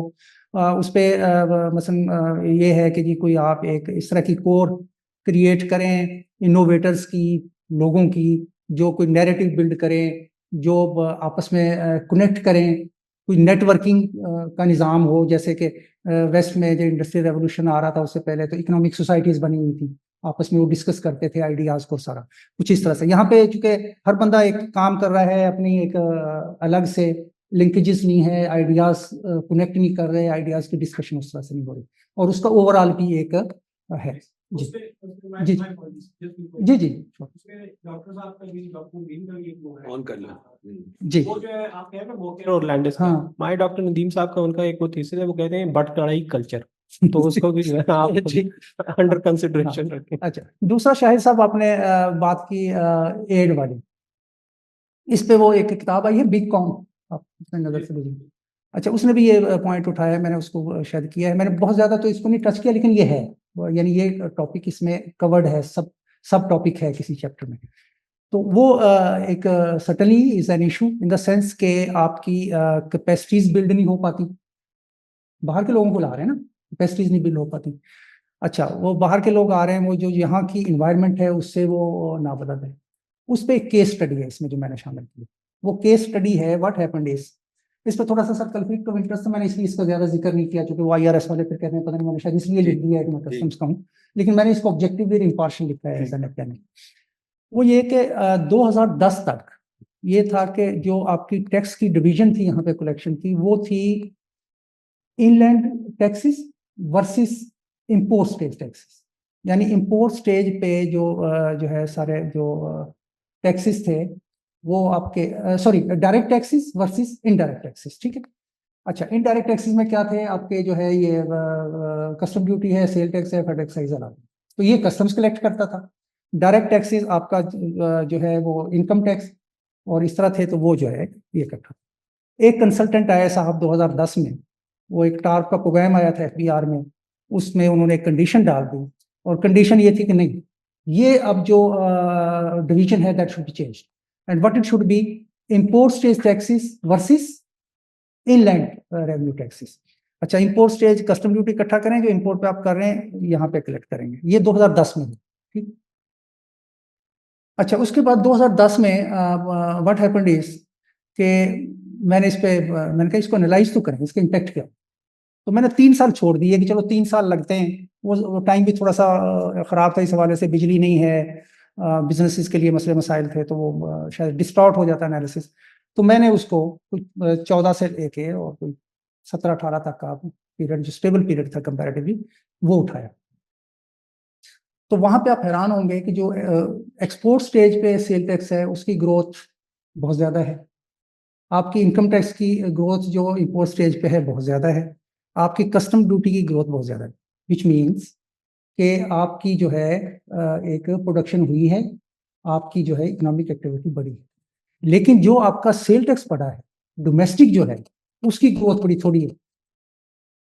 मतलब कि जी आपने एक वो जो आए कंसल्टेंट साहब, वो एक चीज़ यहाँ पे दे के चले गए, फिजिकल कैपेसिटीज बिल्ड नहीं हुई और उसकी वजह से आप वो टैक्स रिकवर नहीं कर सकते। अच्छा, इसकी मिसाल अभी भी ये चीज़ जो है परसिस्ट कर रही है कि आपकी जो 2022 में जो आपकी जीडीपी थी, that was 67 trillion almost trillion rupees, और उसमें से 63 जो था ट्रिलियन वो कंजम्पशन का कंपोनेंट था।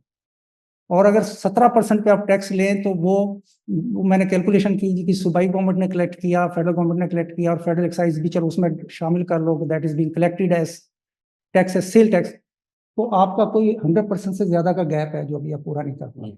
ठीक है, ये तो हो गया। अच्छा, इसमें एक और बड़ी इंटरेस्टिंग स्टोरी एंथ्रोपोलॉजी में है, वो मैंने ऐसे इसमें जिक्र किया कि जो बाहर वाले ये करते क्या है, मैं ये बेसिकली आपके उस पॉइंट को कर रहा हूँ कंसल्टेंट। ये जब ग्रीन रेवोल्यूशन आया है, तो ये शायद जावा में मेरा ख्याल है, वहां पे जाके इन्होंने कहा जी बस खाद डालें और सारा करें और बढ़ा, ठीक है। हुआ क्या, वो पूरा जो निज़ाम था ना वो कनेक्टेड था मंदिरों के साथ, मंत्र पूरी वो करते थे, उसकी एक यानी पूरी एक कह लें कि स्कीम बनाते थे कि किस खेत को पानी मिलेगा, किस खेत को किस वक्त पानी मिलेगा, ठीक है, किस में कितनी देर उसको जो है खाली छोड़ा जाएगा। तो जब इन्होंने ये किया, यानी कंसल्टेंट साहिबान ने, और वहाँ पे जोर दे दिया, तो उसके बाद ये हुआ वो सारी फसल तबाह हो, सारी फसल जो है वो तबाह हो गई। और चूंकि वहाँ की जो यानी एक इकोलॉजी जो डेवलप हुई थी और सारा वो उसके मुताबिक नहीं थी। तो ये खैर एक एक्सट्रीम मिसाल है, इस किताब का नाम है प्रीस्ट एंड प्रोग्राम्स या कुछ इस टाइप का। तो बात ये कि मैं बिल्कुल एग्री करता हूँ कि उससे होता क्या है कि आपकी पब्लिक सेक्टर में भी वो कैपेसिटीज डेवलप नहीं होती। लेकिन ये इशू क्या है, इशू ये थोड़ा सा डीप है। इशू ये है कि कंसल्टेंट बुला लो, अपने को 6 महीने तो गुजर जाएंगे ना, लगा रहेगा रिपोर्ट, ठीक है। दूसरा ये कि उसकी रिपोर्ट पेश कर देंगे, भाई ये तो देखे ना हम बाहर से लेके आए और आपको हम क्या करके दें, दैट्स द इशू, ये इनसाइड स्टोरी, ठीक है। तो ये प्रॉब्लम है, ठीक है। हाँ, इस पर आप वो किताब जरूर पढ़िएगा, बिग कॉन, बड़ी अच्छी, वेरी यानी बहुत रीडेबल बुक है। जी आगे। जी Mr. Abedullah.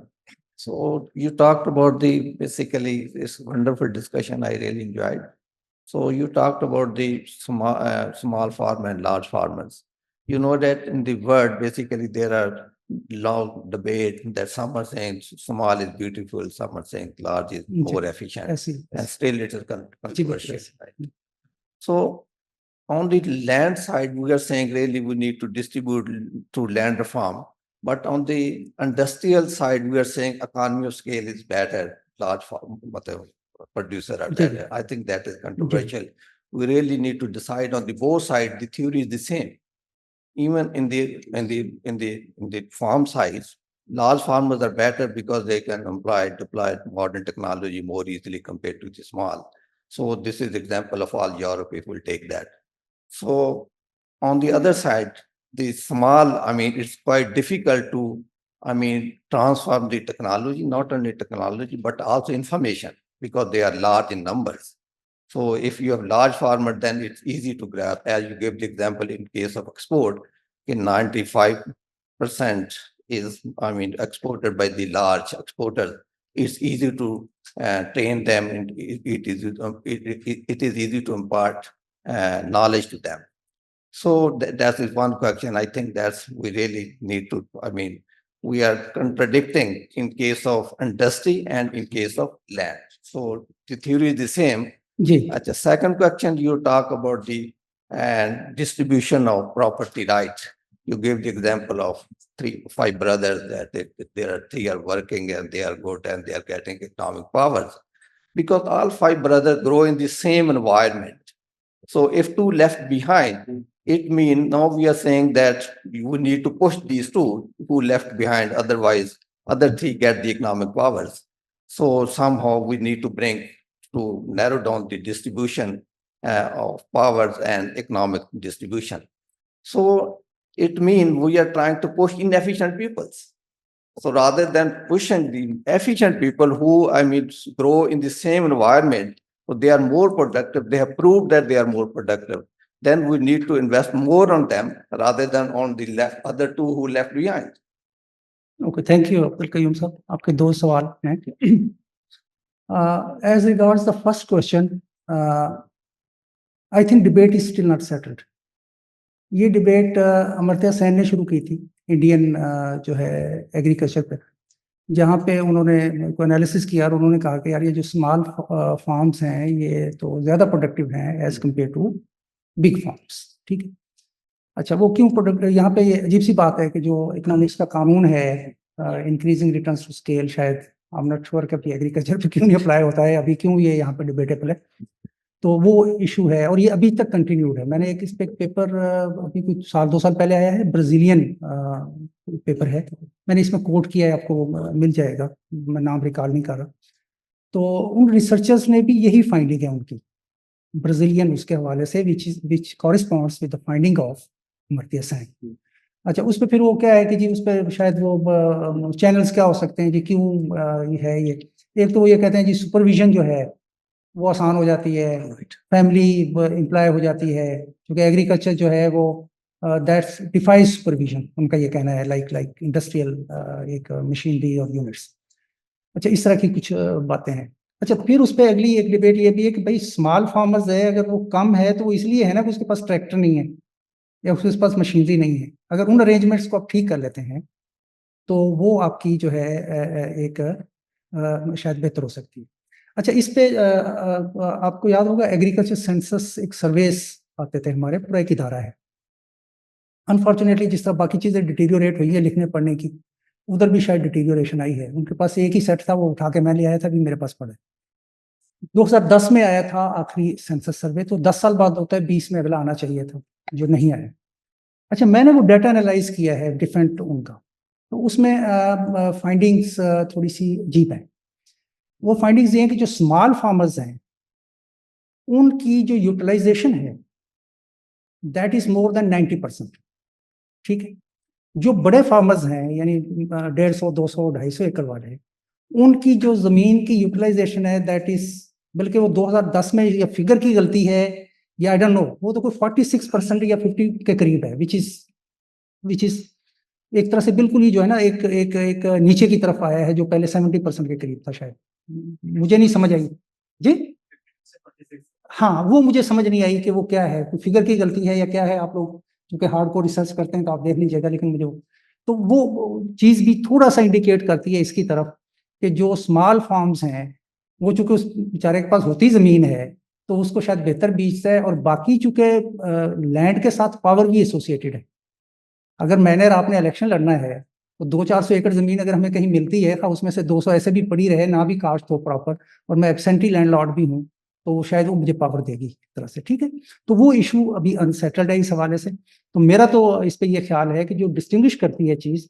वो यही करती है ना बड़े फार्मर को कि उसके पास ट्रैक्टर है उसके पास हार्वेस्टर है उसके पास कर्जा लेने के लिए आसानी है अगर आप ये स्मॉल फार्मर्स ऑर्गेनाइजेशंस के थ्रू उनको कर देते हैं तो मेरा ख्याल है प्रोडक्टिविटी भी बेहतर होगी, एम्प्लॉयमेंट भी उन लोगों को मिल जाएगी, और जो है शायद आपकी जो प्रोड्यूस है वो भी बेहतर होगी। और उसपे एक प्रोड्यूस जो बड़े फार्म पे आप जनरली जो बीज रहे हैं उसमें शायद इतनी वैरायटी नहीं होती, गंदम में तो गंदम बीज दिए, जबकि स्मॉल फार्मर्स है उसमें वैरायटी होगी, वेजिटेबल भी होगी, फिलहाल सारी चीजें, तो उस पे तो ये है।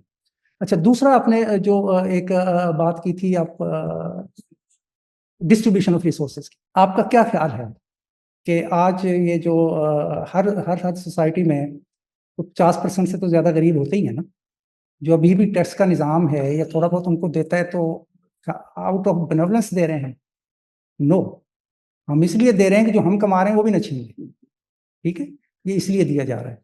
और वेस्ट में भी ये हुआ है, उस पर एक पेपर है बड़ा, आप लोगों ने पढ़ा होगा, थ्रेट ऑफ रेवोल्यूशन वाला, ऐसे मोगलों का, वो कहते ही है कि वेस्ट में जो सारी जो है हेल्थ में, एजुकेशन में जो पावर जो है शिफ्ट हुई है वो इस वजह से हुई है कि there was threat of revolution, वो उन्होंने कांस्टेंट रखी लोगों ने, ठीक है ना। तो वो इसलिए, तो उनको साथ लेके सोसाइटी ऐसे हो नहीं सकती कि आप इनक्लेव्स क्रिएट कर दें, फिर वो जो प्रॉस्पेरिटी आप लेंगे ना, वो प्रॉस्पेरिटी भी will always be in danger. तो you have to take the people along, इसी तरह ही सोसाइटी ग्रो करती है। और वो आप इसलिए नहीं ले जा रहे कि आप उनको जो है कोई रिलीजियस ऑब्लिगेशन कर रहे हैं, नो, दैट्स प्रैक्टिकल एक सिचुएशन और प्रैक्टिकल अप्रोच कि आपने उनको लेके चलना है, आपने उनको जो है करना है। अब वहां पे ये है कि वो आप तो बहुत थोड़ा दे रहे हैं, आप तो बहुत थोड़ा दे रहे हैं ना, अभी बेसिक नीड्स भी नहीं दे रहे हैं ना, जैसे बाकी लोग दे रहे हैं। तो भाई आपको बेसिक अनएम्प्लॉयमेंट हम दे रहे हैं, अगर आपको जॉब नहीं दे पा रहे तो महीने तो खर्चा बेसिक कर लेगा, इतना तो दे रहे हैं ना मुल्क, बाकी आप तो वो भी नहीं दे रहे।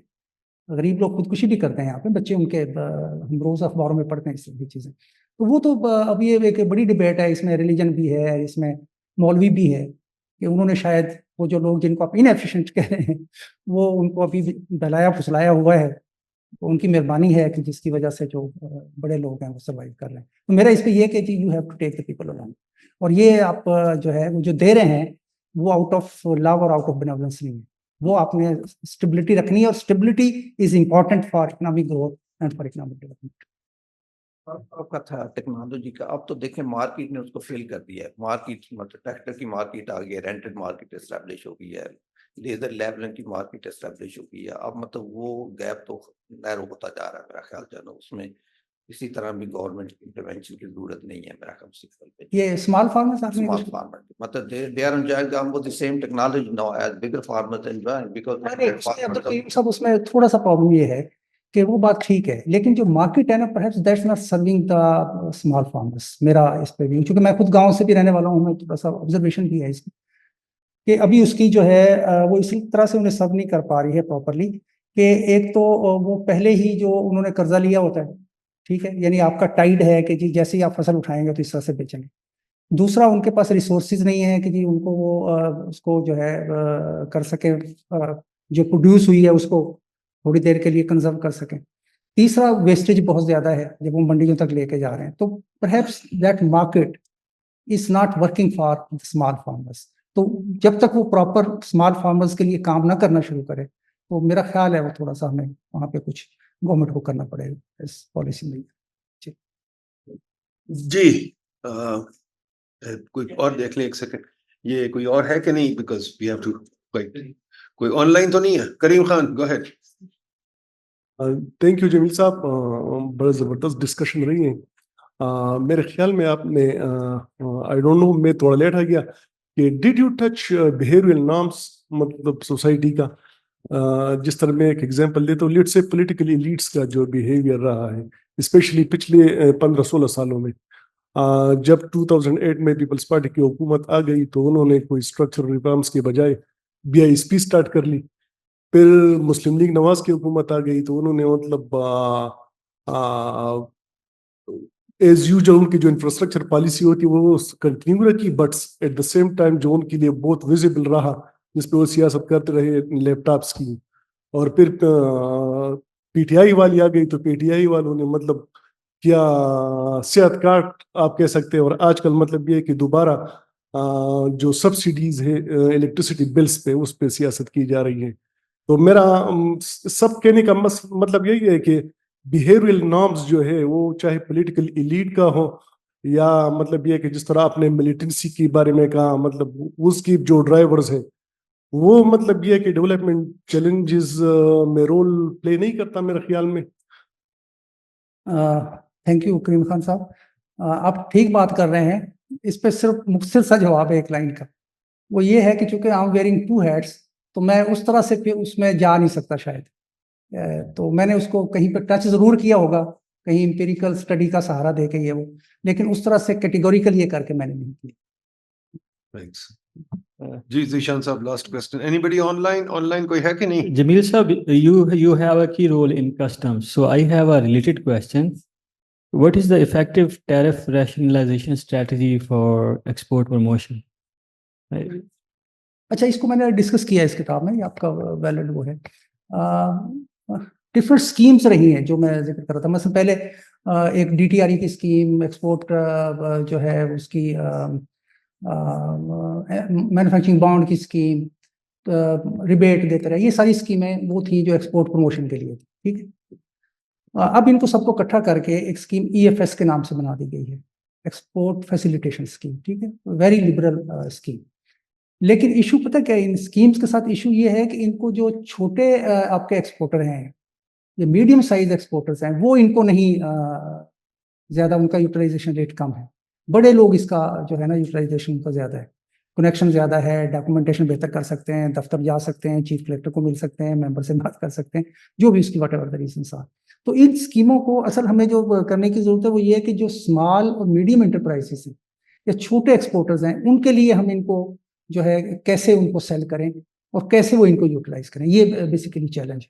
Schemes are there for export promotion, लेकिन उसकी यूटिलाइजेशन रेट को कैसे बढ़ाया जाए, that's the point. Thank you very much जी जमील साहब, थैंक यू वेरी मच।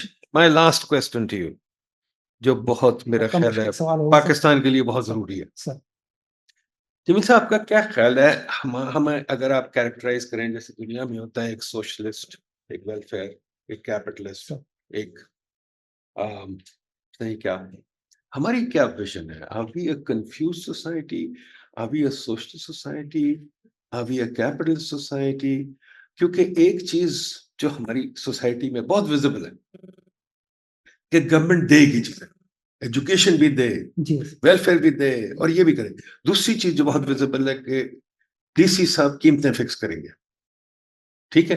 तीसरी चीज जो बहुत विजिबल है कि ब्यूरोक्रेट साहब तनख्वाहें सब परमिशनें देंगे।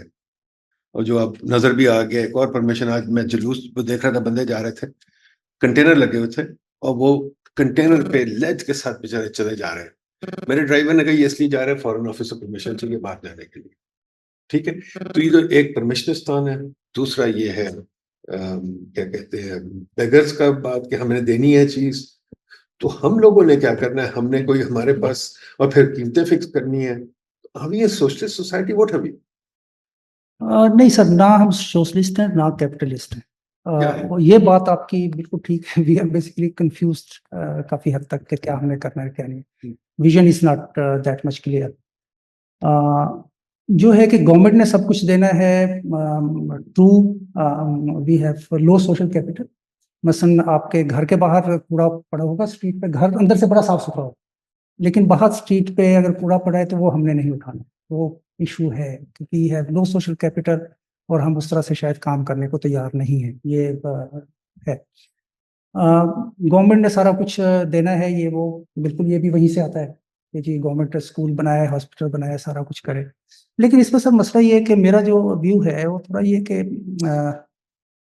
एजुकेशन, जो बेसिक एजुकेशन है ना, ये तो गवर्नमेंट ने जिम्मेदारी लेनी है, क्योंकि उसके सिटीजन्स को होना चाहिए, पढ़े लिखे होना चाहिए। इसी तरह जो हेल्थ है उसकी भी बेसिक उसकी जिम्मेदारी लेना पड़ेगी। और हेल्थ, बल्कि हेल्थ जो है that should be a fundamental right in the sense के उसमें हेल्थ में पब्लिक गुड की सारी जो इंग्रेडिएंट्स हैं वो मौजूद हैं, और हमने कोरोना में देखा ही। फॉर एग्जाम्पल, अगर कोरोना की सबकी वैक्सीनेशन नहीं होती तो बाकी को भी लगाएगा ना, तो उसकी यानी नेगेटिव एक्सटर्नैलिटीज आर देयर, तो that has to be a type of public good. Brazil ने किया, यानी वहाँ पे पब्लिक गुड है।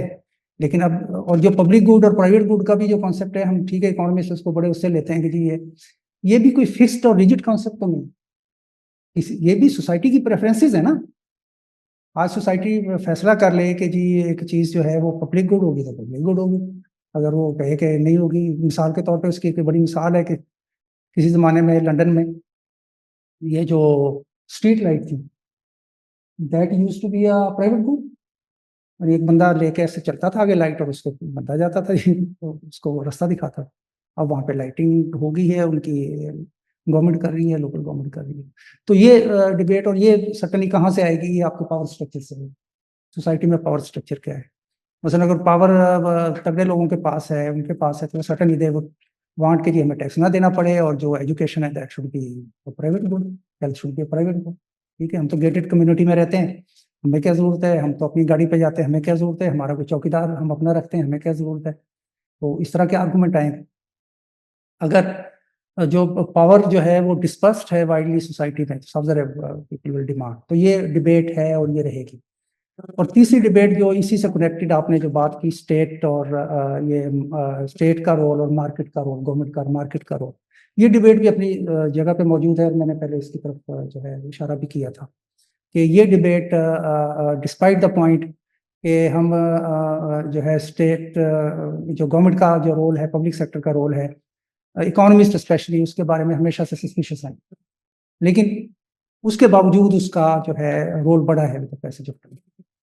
तो उस रोल को आप उस तरह, हाँ ये कर सकते हैं, उनके दरमियान certain you have to strike certain trade offs कि क्या आपको देना चाहिए, क्या नहीं देना चाहिए। तो ये इश्यूज तो सर और रहेंगे। नहीं बिल्कुल सही है, but the only thing that I contest is के हम गवर्नमेंट को रोल दे देते हैं विदाउट वरिंग कि गवर्नमेंट वो रोल अदा भी कर सकती कि नहीं। अब देखें, जो मर्जी आप कह लें, एजुकेशन तो इस वक्त प्राइवेट सेक्टर दे रहा है, 50% एजुकेशन प्राइवेट सेक्टर है, जो 50% वो है पब्लिक सेक्टर। टीचर्स बड़ी तनख्वाह ले रहे हैं, कैंपसेस भी जी, अच्छे हैं, ठीक कुछ है, नहीं हो रहा। ठीक है, सेक्रेटरी एजुकेशन साहब तबादले कर रहे हैं। ठीक है अब चले, अगर एजुकेशन पब्लिक गुड है, मैं मानता हूँ, तो सर। हर पब्लिक के लिए गुड के लिए क्या मिनिस्टर होना चाहिए, हर पब्लिक गुड के लिए सेक्रेटरी होना वो तो चाहिए, सर टिंकरिंग हर देखा पब्लिक जा सकता है, नहीं पर ये कम किया जा सकता है। मेरा तो ख्याल है ये central part of the problem. हम गवर्नमेंट को चीजें दे देते हैं without the government having the capacity, और हम गवर्नमेंट को कहते हैं हाँ भाई तुम कर लो, वो टैक्स लेके माशाल्लाह सरकारी। आप मैं इस्लामाबाद में जब फिरता हूँ तो मैं देखता हूँ कितने डिपार्टमेंट ऑफ एजुकेशन है। मैंने कभी तक 10 बिल्डिंगें गिरी हैं डिपार्टमेंट ऑफ एजुकेशन की। वो क्या कर रही है, मुझे कोई बताए मैं अर्ज करता हूँ सर। प्लीज। ब्यूरोक्रेसी का एक प्रॉब्लम है, ये अपने आप को एक्सपेंड करती है। ठीक है, ये इनहेरेंट है इन द ब्यूरोक्रेसी। ठीक है, हाँ वो जो इस पे वो जो एक किताब है ना इसकी, तो 1 साल पहले आई थी इसकी, अभिजीत बैनर्जी की, वो इकोनॉमिक्स फॉर बैड टाइम्स, कुछ इस तरह, good economics for bad times की। तो उसमें वो जो हम एक वो सुनते हैं ना, एक कई दफा एनेक्डोट के जी, एक बंदा था और उसको लहरें गिरने पे लगा दिया, तो उसने अपनी ब्यूरोक्रेसी खड़ी कर दी, तो उसने भी इसका जिक्र उसमें किया हुआ है। तो वो अपनी जगह पे मौजूद है कि जी अच्छा जी ये क्राइसिस आ गया है। इस पे इसमें भी एक किताब है, अमेरिकन हवाले से मैंने उसको कोट किया है कि जी एक क्राइसिस आया, आपने ब्यूरोक्रेसी खड़ी कर दी, अब वो क्राइसिस चला गया, ब्यूरोक्रेसी में मौजूद है। तो पब्लिक सेक्टर इस तरह से अपने आप को एक्सपेंड करता है। जहां तक ताल्लुक है ना सर मार्केट और स्टेट की जो बात आप जा रहे हैं, आप चूंकि सप्लाई साइड और शिकागो स्कूल और उसकी तरफ, इस पे there is a book moral limits to market share, इसका नाम। तो state has to be there. मतलब आप गुर्दे अगर कोई बेच दे अपनी गुर्बत की वजह से, तो state has to be there. उस तरह से नहीं, मैं स्टेट ऑफ मार्केट की डिबेट ही नहीं कर रहा। हाँ, मैं कह रहा हूँ हाँ, ब्यूरोक्रेसी एजुकेशन में स्टेट हैज फेल्ड। अब 25A का मतलब ही कोई नहीं। 25A तो मोना कसूरी ने प्रोवाइड करना है, स्टेट ने तो नहीं करना। नहीं, दैट्स पार्शियली ट्रू, लेकिन ये है कि जो है वो तो एक सर है कि मसलन ये मेरा भी राय नहीं कि बहुत सारे जो डिपार्टमेंट्स हैं ना उनका कॉस्ट बेनिफिट एनालिसिस ही नहीं होता उस तरह। मसलन मिनिस्ट्री ऑफ प्रोडक्शन, एक दिन मैं ऐसे ही गया तो वहाँ बहुत सारे डिपार्टमेंट जी, ये ट्रेनिंग सेंटर, ये फलाना। अच्छा, उनका पता ही नहीं वो कर क्या रहे हैं। ये इशू अपनी जगह पे है, वो पब्लिक गुड के ऊपर बने हुए जी, बने हुए, बट अब उनको हम रखेंगे ना रखेंगे, उनका एनालिसिस होना चाहिए, बिल्कुल होना चाहिए। और उनमें अगर वो अपनी अफादियत उन्होंने अपनी खो दी है तो दे शुड गो।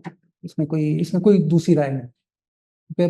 एफिशिएंसी अगर नहीं है और इनएफिशिएंट है, तो काम नहीं कर रहे हैं, तो they should. Thank you very much, Jamil Saab. Very provocative, very good book. Inshallah, I will read it carefully and come back to you.